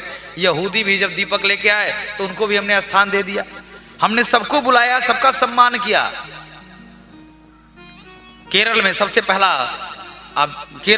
पहला मस्जिद बना जब सऊदी अरब से पानी की जहाज से व्यापार के लिए वो सब आए हुए थे। लेकिन धीरे धीरे व्यापक होता गया। हमने उन्हें अपना बनाया, लेकिन उन्हें नहीं लगा, वह हमारे ही साथ खिलवाड़ करने लगे। आज भक्ति मैया कहती हैं कि मैं भक्ति हूं और मेरे दोनों पुत्र ज्ञान और वैराग्य हैं। दोनों वृद्ध हो गए हैं, काल के युग से जर्जर हो गए हैं। नारद जी महाराज ने पूछा कि आप आई कहां से हो, आपका आगमन कहां से हो रहा है? तो भक्ति मैया ने कहा कि मैं द्रविड़ देश में उत्पन्न हुई। उत्पन्ना द्रविड़ा सा है वृद्धि कर्नाटक गता क्वचित क्वचित महाराष्ट्र गुर्जरे जीर्णताम गता। गुजरात आते आते मैं जीर्ण हो गई, लेकिन जब मैं वृंदावन में आई तो मैं तो युवा हो गई। इसीलिए आप वृंदावन की अगर यात्रा किए हों तो आपने देखा होगा कि ब्रजमंडल में एक रिक्शा वाला भी अगर आपके सामने पड़ जाते हैं, आप तो कहता है राधे राधे, वो नाम नहीं लेता, हट जाओ इधर हट जाओ, नहीं, राधे राधे करता रहता है। तो भक्ति मैया कहती हैं कि वृंदावनम के संयोग से मैं तो तरुणी हो गई, लेकिन दोनों मेरे पुत्र ज्ञान और वैराग्य दोनों वृद्ध पड़े रह गए। कृपा करके आप परम संत हैं, जिस का भी आपको दर्शन, आपका दर्शन जिसको हुआ आपने सबका कल्याण कर दिया। नारद जी महाराज ने कहा यह कलयुग का प्रभाव है। भक्ति मैया से कहते हैं कि कलयुग का प्रभाव है, लेकिन धन्य है वृंदावन धाम, धन्यम वृंदावनम तेना भक्ति नृत्यति यत्र च। धन्य है ब्रजमंडल और वृंदावन का कड़कड़, जहां भक्ति मैया निवास करती रहती है, नाचती रहती है। नारद जी ने कहा चिंता मत करो, मैं तुम्हारे दोनों पुत्र ज्ञान और वैराग्य को युवा अवस्था प्रदान करा दूंगा। नारद जी जब ज्ञान और वैराग्य को युवा बना देंगे ऐसा सुना, भक्ति मैया ने तो हाथ जोड़ के प्रार्थना करने लगी। जयति जयति माया यस्य काया धवस्थे वचन रचन में कम केवलम चाकलय्य ध्रुवपदिमपि यातो यत् कृपातो ध्रुवोयम सकल कुशल पात्रम ब्रह्मपुत्रम नतोस्मि। धन्य महाराज। धनदारा और लक्ष्मी पापी के भी होए, संत समागम हरि कथा जग में दुर्लभ दोए। नारद जी महाराज बड़े प्रसन्न मना होकर के ज्ञान वैराग्य को जगाने लगे, वेद का पाठ करने लगे, वेदांत का पाठ करने लगे, लेकिन ज्ञान वैराग्य टस से मस नहीं हुए। अब नारद जी व्याकुल हो गए। नारद जी महाराज जब व्याकुल हुए तो भगवान अपने भक्त को परेशान, भगवान ने देखा तो आकाशवाणी हुई कि नारद सत्कर्म करो, और सत्कर्म करोगे तो ज्ञान वैराग्य दोनों युवावस्था को प्राप्त हो जाएंगे। नारद जी ने कहा सनकादिक ऋषियों से मैं सबसे यही पूछ रहा हूं, सत्कर्म है क्या? देखिए, कर्म भी दो प्रकार का है, एक कर्म एक सत्कर्म, और धर्म भी दो प्रकार का है, एक धर्म एक परम धर्म। जो माता पिता परिवार के लिए किया जाए वह कर्म है, जो परमात्मा के लिए किया जाए वह सत्कर्म है। और मातृत्व धर्म होता है, यही धर्म भरत जी कह रहे हैं हम त्यागने की बात। राम जी से भरत जी ने यही कहा कि अर्थ न धर्म न काम रुचि, गति न चहु निर्वाण, जन्म जन्म रति राम पद यह वरदान नयान। अर्थ धर्म काम मोक्ष मुझे कुछ नहीं चाहिए। तो किसी ने पूछा कि वाल्मीकि रामायण में वर्णन है कि रामो विग्रहवान धर्म, राम तो स्वयं धर्म के अवतार हैं। तो भरत जी का भाव है कि मातृत्व धर्म का त्याग कर देंगे महाराज, मां के धर्म का त्याग करेंगे। नारद जी सनकादिक ऋषियों से कहते हैं कि मैंने सबसे पूछा कि सत्कर्म क्या है, कोई मौनी बाबा बन गया, कोई कहा वेद वेदांत से बढ़कर कुछ नहीं है, कोई कहा मेरे पास इसका उत्तर नहीं है। लेकिन आप जो हमेशा भगवान का कीर्तन करते रहते हैं, हरि कीर्तन तत्परा, आप बताइए सत्कर्म क्या है? सनकादिक ऋषियों ने कहा चिंता मत करो, ज्ञान यज्ञ कराओ, श्रीमद् भागवत कथा का दिव्य आयोजन करो, वह ज्ञान यज्ञ है। एक द्रव्य यज्ञ होता है, एक तप का यज्ञ होता है और एक ज्ञान का यज्ञ होता है। देखिए, तीन प्रकार की आहुतियां भी होती हैं। एक साकल्य की आहुति होती है जो यज्ञ यज्ञादियों में होता है, एक ज्ञान की जो भागवत इत्यादि कथाओं में जो हमारे मनोवृत्ति की दुष्टता को दूर करके सात्विक बनाता होता है, और एक किसी को हम भोजन कराते हैं तो अभी हवन ही होता है, क्योंकि जठर में एक अग्नि होती है जिसको जठराग्नि बोलते हैं, और आपके द्वारा दिया हुआ अन्न साकल के भांति जब उसके उदर में जाता है तो उस अग्नि को वह शांत करता है, और अभी एक हवन है। नारद जी महाराज ने कहा महाराज हमने वेद वेदांत सुना दिया, सारा पाठ कर दिया, फिर भी कुछ नहीं हुआ। कहीं ऐसा ना हो कि आपके इस भागवत कथा से भी भक्ति ज्ञान वैरागी युवावस्था को न प्राप्त हो। सनकादिक ऋषियों ने कहा नहीं, भागवत अति उत्कृष्ट है, वेद वेदांतों का सार है, तत्व है। जैसे दूध अंतिम अवस्था क्या है दूध की, कि वह घी बन सकता है, घी के बाद वो कुछ नहीं बन सकता। गन्ना है, गन्ना की अंतिम अवस्था क्या है, वो चीनी बन सकता है, उसके बाद कुछ नहीं बन सकता। ऐसे सारे शास्त्रों का निचोड़ श्रीमद् भागवत कथा है, रस है, वेद वेदांतों का रस है। नारद जी महाराज ने जब सुना तो दंडवत किया, हरिद्वार में आनंद नामक घाट पर दिव्य कथा का आयोजन किया महाराज। पीपल वृक्ष के नीचे सनकादिक ऋषि बैठ गए, भागवत कथा का प्रारंभीकरण करने लगे। देखिए, ज्ञान और विज्ञान, हनुमान जी महाराज को ज्ञानी नहीं कहा गया, वैज्ञानिक कहा गया।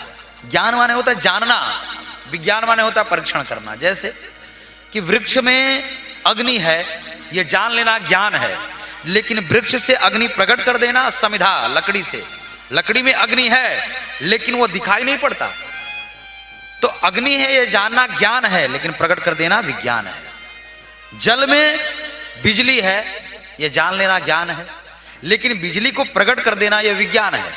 ऐसे ही भगवान को जान लेना कि भगवान है, भगवान की सत्ता है, और मानिए हम हैं तो अभी है, बहुत कुछ हमें जीवन में दिखाई नहीं देता।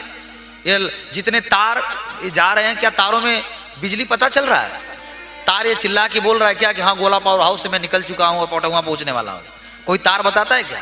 जब कहीं बल्ब जलता है तो ये हमें पता चलता है कि लाइट आ गई, तारों से अनुभव नहीं होता है। ऐसे ही परमात्मा है, परमात्मा प्रत्यक्ष दर्शन नहीं देंगे, अनुभव। लाइट जलता है तो पता चलता है, ऐसे हम हैं तो परमात्मा हैं। एक व्यक्ति एक बाबा जी से बार बार पूछ रहा था कि आपने भगवान को देखा है, आपने भगवान को देखा है? कई बार पूछा, बाबा ने कहा कि भाई भगवान अनुभव की चीजें हैं, भगवान का वह अस्तित्व अनुभव करने की आवश्यकता है। दुखों में भी दुख की अनुभूति की निवृत्ति कराने में समर्थवान परमात्मा ही, सहन की शक्ति जिसे कह सकते हैं। तो वह नहीं माना, अरे तो क्या चर्चा करते रहते हैं जब भगवान को आपने नहीं देखा। तो बाबा जी ने एक झापड़ लगाया उसे, अब उसका गाल लाल हो गया। बोला महाराज क्यों मार दिए हमने, आपसे जिज्ञासा प्रकट की। इतना भयंकर आपने मारा कि पूरा गाल जबड़ा दर्द कर रहा है। तो बाबा ने कहा हमें तो नहीं दिखाई दे रहा है। कहाँ दर्द कर रहा है? तो बोले दर्द कर रहा है, मुझे महसूस होगा ना, आपको कहां से दिखाई देगा? बोले नहीं, मुझे नहीं दिखाई दे रहा, मुझे पता भी नहीं चल रहा, मैं तुम्हारी क्यों बात मानूं? तो उसने कहा आपको पता कैसे चलेगा, यह अनुभव की बात है, मुझे चोट लगेगी तो मुझे दर्द होगा। बोले जैसे दर्द का अनुभव केवल तुम ही कर सकते हो, ऐसे भी परमात्मा अनुभव करने की चीजें हैं। परमात्मा के शरणागति में जब बैठोगे और परमात्मा का अनुभव प्राप्त होने लगेगा, अनुभव का मतलब आपको आनंद की अनुभूति होने लगेगी। संसार से सुख मिल सकता है, आनंद नहीं मिल सकता। भौतिक सुखों से, सुविधाओं से सुख मिल सकता है, लेकिन आनंद खोजने जाओगे तो नहीं मिलेगा। और आनंद का कोई विलोम नहीं होता है। सुख का दुख है, संसार में जो मिल रहा है कल नहीं भी मिल सकता है, लेकिन परमात्मा की शरणागति में आनंद के अलावा तो और कुछ मिलता ही नहीं। हम लोग जैसे शरीर के लिए भोजन की आवश्यकता होती है ना, वैसे आत्मा के लिए भजन की आवश्यकता होती है। मोबाइल डिस्चार्ज होता है तो एक चार्जर के माध्यम से उसे फिर चार्ज हम करते हैं। ऐसे जीवन में अपने मनोवृत्ति की पवित्रता के लिए हम भगवान की शरणागति रूपी चार्जर से उस परमात्मा का ध्यान करते हैं। और एक बात और निवेदन करें हम आपसे कि हम जैसा चिंतन करते हैं, हम एक विचारों का पुतला हैं। हमारा जीवन एक विचारों से बना हुआ जीवन है। हम जैसा सोचते हैं वैसा ही करते हैं। कल धान कटवाना है तो रात भर सोचेंगे पहले कहाँ कटवाना है, ट्रैक्टर वाले को बोलना है, ऐसा करना है, तो पहले वो विचारों में आएगा, और जब विचारों में आएगा तो वही क्रियाओं में आएगा। और आज क्या है, विचार ही दूषित होते जा रहे हैं। और जब विचार दूषित होंगे तो कर्म भी दूषित होगा, जब कर्म दूषित होगा तो उसका फल भी दूषित मिलेगा। तो विचार कैसे शुद्ध हो, मनोवृत्ति में दूषित भावनाएं न आए, इसका सरल और सहज उपाय कुछ न आता हो, केवल शरण में बैठिए ठाकुर जी की। मांगिए मत कुछ, हनुमान जी हमें दे दीजिए, दुर्गा जी हमें दे, नहीं। राम सुखदास महाराज कहा करते थे कि हर पल केवल इतना याद करते रहो, हे नारायण हम आपके हैं और आप हमारे हैं। बस इतना अनुभव बनता रहे, हे ठाकुर जी आप हमारे हो और आप आपके हम हैं।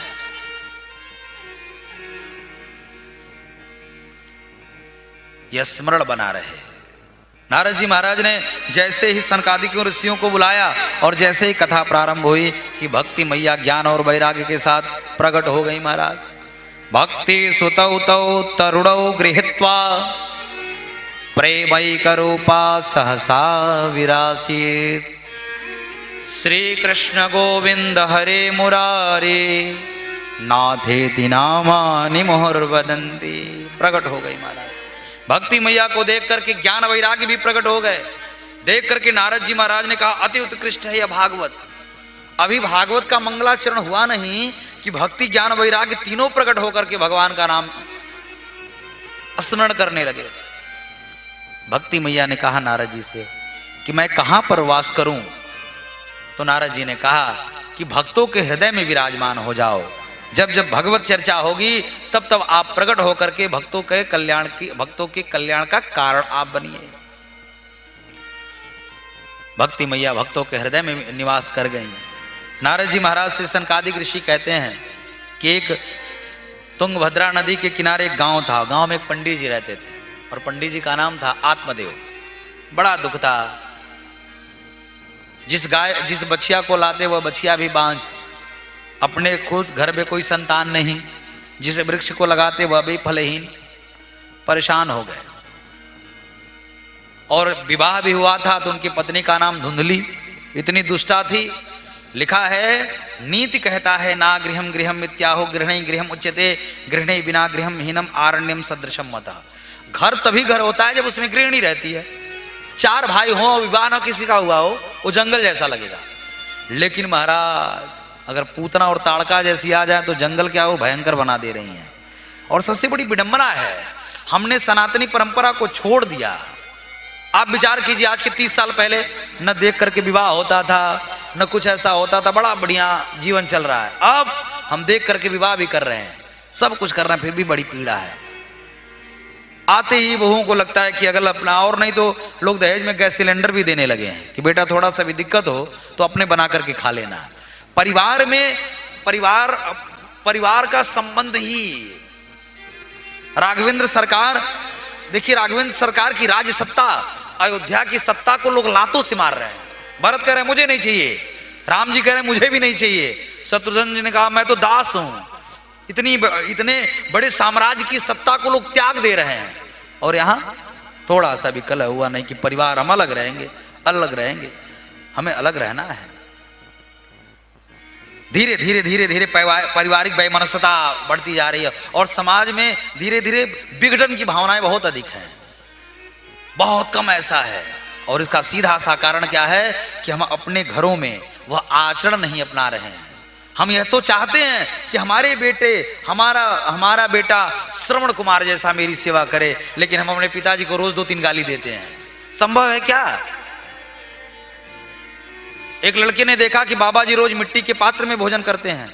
उसने कहा बाबा आप इसमें भोजन क्यों करते हैं? बोले बेटा अनेक रोग हो गया है मुझे, और तुम्हारी माता को लगता है कि कहीं अगर यह हम लोगों के बर्तन में भोजन करेंगे तो हमें भी न हो जाए, तो इसलिए मिट्टी का पात्र उन्होंने दे दिया।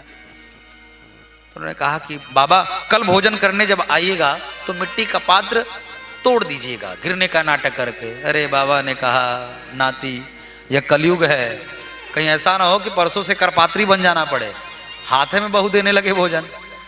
तो नाती ने कहा नहीं बाबा ऐसा कुछ नहीं होगा। बाबा ने नाती की बात मान ली और पात्र गिरा, गिरते ही टूट गया। बेटा चिल्लाने लगा दिमाग खराब हो गया, इतना महंगा मिट्टी का पात्र मिल रहा है, रोज रोज तुम्हारे लिए कहां से मैं लाऊंगा? हद हो जाती है मूर्खता की, ऐसे कैसे चल रहे थे कि सब गिराकर तोड़ दिए। तब तक नाती ने कहा बाबा आपने बिल्कुल गलत किया है, आपको ऐसा नहीं करना चाहिए था, यह मिट्टी का पात्र आपने तोड़ दिया, अब बताइए मुझे अपने पिताजी के लिए नया खरीदना पड़ेगा। पिता देखता रह गया। नाती ने जब कहा कि पिताजी के लिए नया खरीदना पड़ेगा, कहने का तात्पर्य मतलब यह है, निवेदन कहने का यह है कि अगर हम अपने माता पिता के लिए श्रवण कुमार नहीं है तो आपका बेटा भी श्रवण कुमार नहीं बनेगा। क्योंकि वो कहेगा, जब आप उससे कहोगे कि देखो बाबा जी बढ़िया बातें बता रहे हैं, तुम्हें सेवा करनी चाहिए, हमारी बात माननी चाहिए, तो कहेगा हाँ हम जानते तो अपने पापे कितना सेवा के लिए डाला। वो कहेगा, निवेदन करेगा। आचरण जब तक पवित्र नहीं, character is gone everything gone, wealth is gone nothing gone, health is gone something gone. पैसा गया तो कुछ नहीं गया, आ जाएगा, शरीर गया तो कुछ गया, लेकिन चरित्र अगर नहीं है जीवन में, और चरित्र का निर्माण तो घर से प्रारंभ होता है ना, वो घर से देखता है। हमारा छोटा सा बच्चा, एक 6 साल का बच्चा, 5 साल का बच्चा देख रहा है कि आप कैसे व्यवहार कर रहे हो अपने परिवार में, वो भी करेगा वैसे ही। और भागवत का यह सिद्धांत है कि घर को मंदिर बनाइए। महाराज आत्मदेव जी महाराज बड़े धर्मनिष्ठ ब्राह्मण थे, लेकिन उनकी पत्नी उतनी ही उल्टा रोज झगड़ा करती थी। महाराज बात बात पे झगड़ा करती थी, कहां गए थे, कब आ गए, कहां चले गए थे। आज लोग कलयुग में देखने को भी मिलता है, दूसरे के सामने तो बड़े बने रहते हैं तुर्रम खान महाराज, और जैसे पत्नी आंख दिखाए महाराज एकदम ऐसे गौ बन जाते हैं कि ब्लड प्रेशर 40 पे चला आया, इतना डाउन हो जाता है। बोले गोविंद भगवान की जय। धुंधली जैसे ही डांटती थी, आत्मदेव बेचारे गौ की तरह खड़े हो जाते थे। आत्मदेव ने सोचा कि इस जीवन से अच्छा है तो मर जाना ठीक है। और मैं एक बात निवेदन करूं आपसे कि संसार में जब तक संसार को देते रहोगे तब तक संसार सम्मान करता रहेगा। जिस दिन देना बंद कर दोगे और जिस दिन संसार को लगेगा किसी लायक नहीं है, उस दिन उपेक्षा शुरू हो जाएगा। जैसे किसान जब तक बैल खेत जोतने में सक्षम रहता है तब तक खूब भूसा और चारा खिलाता है, और जैसे बैल बूढ़ा होता है तो कोने में कहीं बंधा पड़ा रहता है, डाल दो उसको भी, किनारे पड़ा हुआ है। की नास इव गोजर। आत्मदेव ने कहा इस जीवन जीने से अच्छा तो मर जाना ही ठीक है। अकेले निकल पड़े घर का त्याग करके, जंगल में मर जाएंगे। स्त्री भी उल्टा है और इतने दुख हैं। एक सरोवर में जल पी रहे थे, तब तक एक संत जी दिखाई पड़े। संत जी को देखते ही जाके आत्मदेव जी चरणों में लौट गए, महाराज कृपा करिए आप। संत जी ने पूछा क्या बात है? आत्मदेव जी ने कहा कि मैं एक हो तो बताऊं, अनेक कष्ट हैं। दिग्जीवनम प्रजाहीनम दिग्गृहम च प्रजा विना दिग्धनम चानपत्यस्य दिक्कोलम संतति बिना। प्रजा न हो तो राजा का कोई महत्व नहीं है, संतति न हो तो कुल का महत्व नहीं है, अनेक कष्ट हैं। आज आप जैसे संत का समागम हुआ है, मुझे एक पुत्र की कामना है, कृपा करके आप आशीर्वाद दीजिए। संत ने ब्राह्मण देवता के भाग्य की रेखाओं को देखा, तो कहा कि तुम एक जन्म की बात करते हो, 7 जन्मों तक कोई रेखा नहीं है, 7 जन्मों तक तुम्हें पुत्र की प्राप्ति नहीं होगी। अब तो आत्मदेव और जोर से रोने लगा। बोला महाराज हमने तो सुना था कि संतों के शरण में कल्याण होता है, अभी तो 1 जन्म का रोना रो रहे थे हम, अब 6 जन्म और आप याद दिलवा दिए, 7 जन्म के लिए रोने पर आपने विवश कर दिया। अब तो या हमें आप दोगे या तो मैं आपके चरणों में ही मर जाऊंगा और आपको ब्रह्म हत्या लग जाएगी। अब संत ने सोचा ये तो फंसा दिया, तो एक फल निकाला और दिया, ले जाओ अपने पत्नी को खिला देना। देखिए जो भाग्य में नहीं है, यत् पूर्वम विधिना ललाट लिखितुम तन्मार्जितुम कक्षमः, वो कितना भी प्रयास कर लो नहीं मिलेगा। और जो प्रारब्ध में है, भाग्य में है, और आप न भी प्रयास करो आपको मिलने वाला होता है तो वो मिल जाता है। आत्मदेव फल लेकर के आए, फल में ताकत भी है, ऐसा नहीं कि ताकत नहीं है, लेकिन उनकी पत्नी अब फल लेके सोचने लगी, अरे राम राम, इस फल को खा लूंगी गर्भवती हो जाऊंगी तो ननद आकर के सारा सामान लेके चली जाएंगी, इससे अच्छा है कि बांझ ही रहना ठीक है। पता नहीं किस बाबा के चक्कर में पड़ गए। प्रसूति दारुणम दुखम सुकुमारी कथम सहे, सुनते हैं बच्चा पैदा होता है बड़ी पीड़ा होती है, मैं इतनी सुकुमारी हूं कैसे सहूंगी, और कहीं मैं मर गई तो क्या होगा। दुष्ट प्रवृत्ति के लोग इसी प्रकार से विचार करते रहते हैं, क्या होगा, ये करेंगे तो क्या होगा, वह करेंगे तो क्या होगा। ऐसा चिंतन कर ही रही थी कि उसकी बहन आ गई। बहन ने कहा बड़ी परेशान लग रही हो, क्या बात है। उन्होंने कहा क्या बताएं, पता नहीं किस बाबा के चक्कर में पड़े, फल लेकर के आए हैं और कहे हैं खा लो तो पुत्र होगा, ज्ञानी पुत्र होगा। अब मैं खाना नहीं चाहती। तो जैसे सीता वैसे गीता, जैसे धुंधली वैसे उसकी बहन। उसने कहा चिंता मत करो, मैं गर्भवती हूं, मेरे पुत्र को तुम ले लेना। देखिए बहन ने भी अपना काम सिद्ध करना चाहा कि मेरा पुत्र अगर मैं दे दूंगी तो इसका तो सब हमारा हो ही जाएगा, और तुम मुझे धन दे देना। धुंधली ने कहा ठीक है। दुष्ट प्रवृत्ति और मानसिकता के लोग हमेशा जीवन में इसीलिए कष्ट पाते हैं क्योंकि उनका चिंतन बढ़िया नहीं है, उनकी क्रियाएं गलत हैं। आज उसकी बहन ने चालाकी से यह निवेदन किया कि तुम मेरे पुत्र को ले लेना है, मान गई और फल को उठा के फेंक दिया। और फेंका तो ये जो बछिया को पाल कर रखे थे उस गाय ने, उस बछिया ने खा लिया। समय व्यतीत हुआ, अब जैसे भी रही हो धुंधली, कपड़ा इत्यादि बांध करके 9 महीने पूरे हुए तो उसकी बहन ने ला करके पुत्र को दे दिया। और गोकर्ण गाय के भी उधर से एक दिव्य पुत्र की प्राप्ति हुई जिसका नाम गोकर्ण रखा महाराज। धुंधली अपने बेटे का नाम आत्मदेव जी रखना चाहते थे, लेकिन धुंधली ने कहा नहीं, मेरा नाम धुंधली है तो मेरे बेटे का नाम धुंधकारी रहेगा महाराज। समय बीता, गोकर्ण बड़े विद्वान पंडित हुए, धुंधकारी उतना ही बड़ा खल हुआ, दुष्ट हुआ।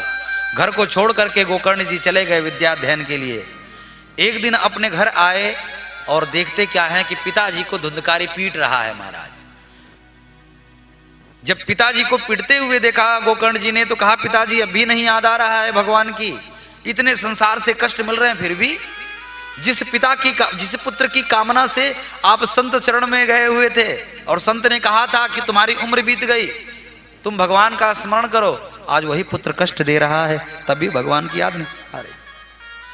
एक कहावत है ना कि कौन कहता है भगवान नजर नहीं आते, कौन कहता है कि भगवान नजर नहीं आता। जब कोई नजर नहीं आता तो भगवान नजर आते हैं महाराज। जब हर जगह बाहर जाएंगे ना तो आना है, या तो पहले ही चले आओ या तो बाद में आओ, आना तो पड़ेगा ही। धुंधकारी गोकर्ण जी की बात सुन करके आत्मदेव जी जंगल में जाकर के एकादश स्कंद का पाठ करते हुए शरीर को प्रकृति में लीन कर दिया। अब बची माता जी, एक दिन कुएं में गिरकर प्रातःकाल उसकी भी मृत्यु हो गई। धुंधकारी ने 5 वेश्याओं को रख लिया, चोरी करने लगा, डकैती डालने लगा। वेश्याओं को लगा किसी न किसी ने पकड़ा जाएगा तो इसके साथ हम भी मारे जाएंगे। तो 5 वेश्याओं ने मंत्रणा की और रात में जलती हुई आग की लौ उसके मुख पर डाल दिया और मोटे से रस्से से उसका गला महाराज घोंट दिया। धुंधकारी मर गया और मरते ही भयंकर प्रेत हो गया। जीते जी तो परेशान कर रहा था, मरने के बाद भी गांव वालों को परेशान कर रहा था। गोकर्ण जी को पता चला तो जहां जहां गए वहां वहां पिंडदान किए। अपने घर आए, गांव वालों ने कहा अपने घर मत जाना, भयंकर प्रेत हुआ है आपका भाई। उन्होंने कहा तो मुझे डर किस बात की, मैं भूत प्रेत से डरता नहीं।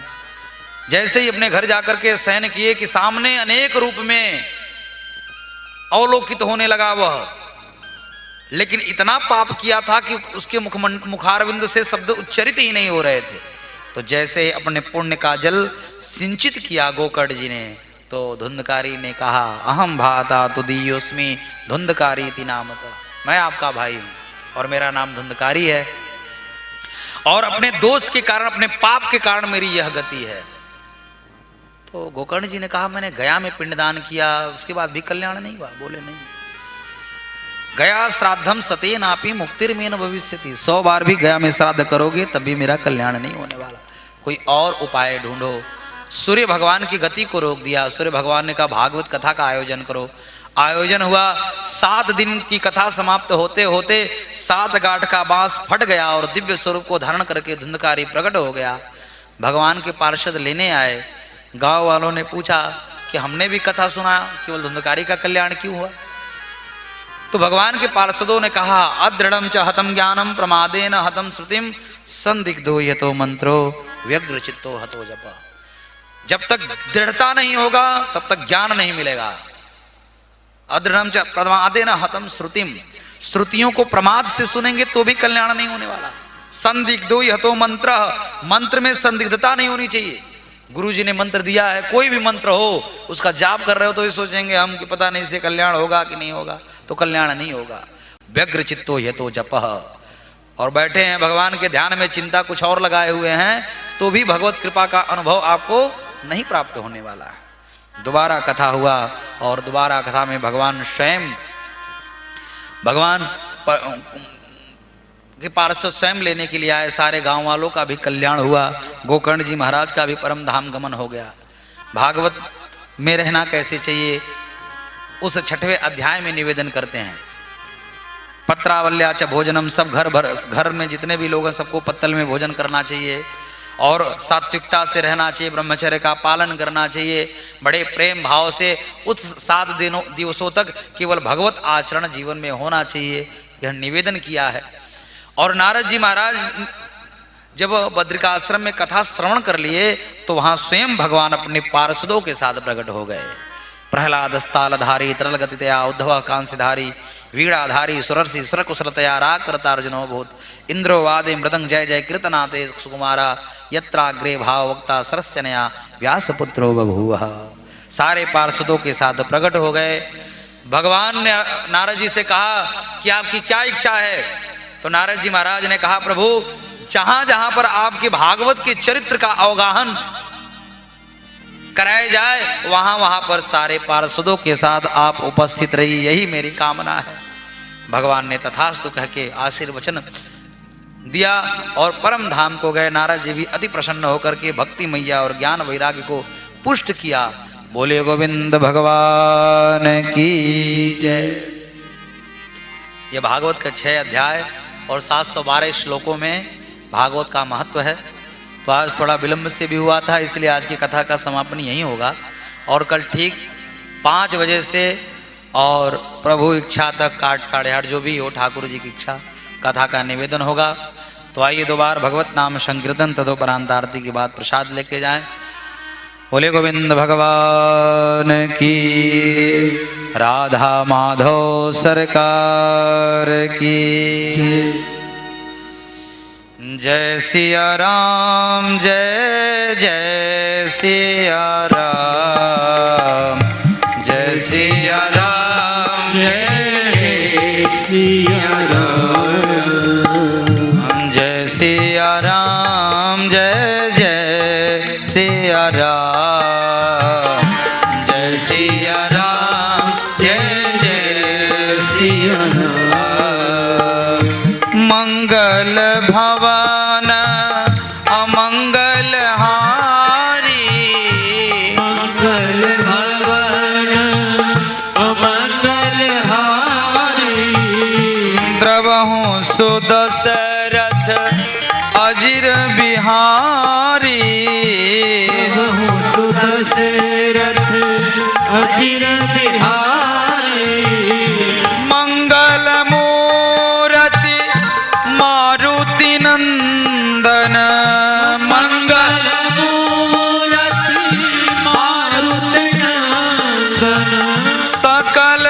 अमंगल मूल निकंदन सकल अमंगल मूल निकंदन पवन तनय संतन हितकारी पवन तनय संतन हितकारी हृदय विराजत अवध बिहारी हृदय विराजत अवध बिहारी दीन दयाल विरुद्ध समभारी दीन दयाल विरद समभारी हरहु नाथ मम संकट भारी हरहु नाथ मम संकट भारी अब प्रभु कृपा करहु यही भांति अब प्रभु कृपा करहु यही भांति सब तज भजन करहु दिन राति सब तज भजन न करहु दिन राति जाकर नाम सुनत शुभ होई जाकर नाम सुनत शुभ होई मोरे गृह आवा प्रभु सोई मोरे गृह आवा प्रभु सोई आशुतोष तुम अवडर दानी आशुतोष तुम अवधर दानी आरती हरहु दीन जन जानी आरती हरहु दिन जन जानी जय सिया राम जय जय सिया राम जय सिया राम जय जय सिया राम संकट मोचन कृपा निधान संकट मोचन कृपा निधान श्री गुरु रामानंद भगवान श्री गुरु राम आनंद भगवान जय सिया राम जय जय हनुमान जय सिया राम जय जय हनुमान संकट मोचन कृपा निधान संकट मोचन कृपा निधान श्री गुरु रामानंद भगवान गुरु रामानंद भगवान जय सिया राम जय जय सिया राम जय सिया राम जय जय सिया राम जय जय सिया राम जय जय सिया राम जय जय सिया राम जय जय सिया राम जय जय सीताराम जय जय सीताराम बोले राघवेंद्र सरकार की भागवत भगवान की श्री भागवत भगवान की है आरती पापियों को पाप से है तारती श्री भागवत भगवान की है आरती पापियों को पाप से है तारती ये अमर ग्रंथ ये मुक्ति पंथ ये पंचम वेद निराला नव ज्योति जगाने वाला ये अमर ग्रंथ ये मुक्ति पंथ ये पंचम वेद निराला नव ज्योति जगाने वाला हरि नाम यही हरि ध्यान यही हरि नाम यही हरि ध्यान यही जग के मंगल की आरती पापियों को पाप से है तारती श्री भागवत भगवान की आरती पापियों को पाप से है तारती ये शांति गीत पावन पुनीत पापों को मिटाने वाला हरि दर्श कराने वाला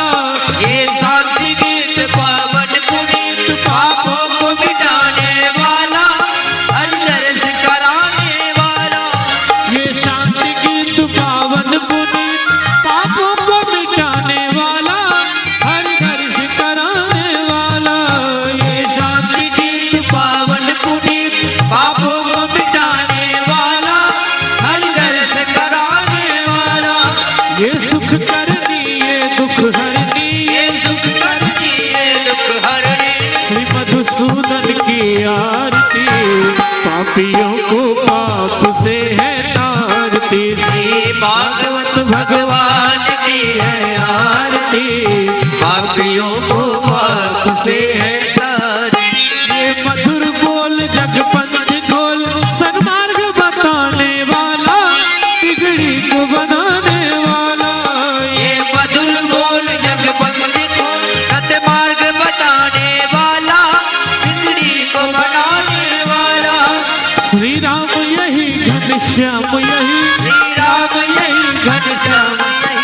प्रभु की महिमा की आरती, पापियों को पाप से है तारती। श्री भागवत भगवान की है आरती, पापियों को पाप से है तारती। कर्पूर गौरम करुणावतारम, संसार सारम भुजगेन्द्रहारम, सदा वसंतम हृदयार वृंदे, भव भवानी सहितं नमामि। त्वमेव माता च पिता त्वमेव, त्वमेव बन्धु च सखा त्वमेव, त्वमेव विद्या द्रविणं त्वमेव, त्वमेव सर्वं मम देव देव, त्वमेव सर्वं मम देव देव।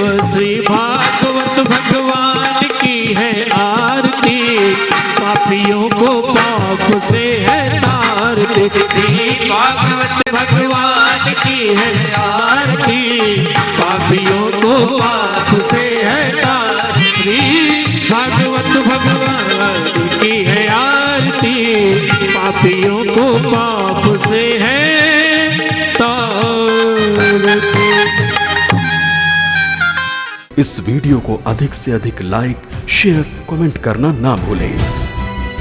उमंग मीडिया है साथ अपनों का।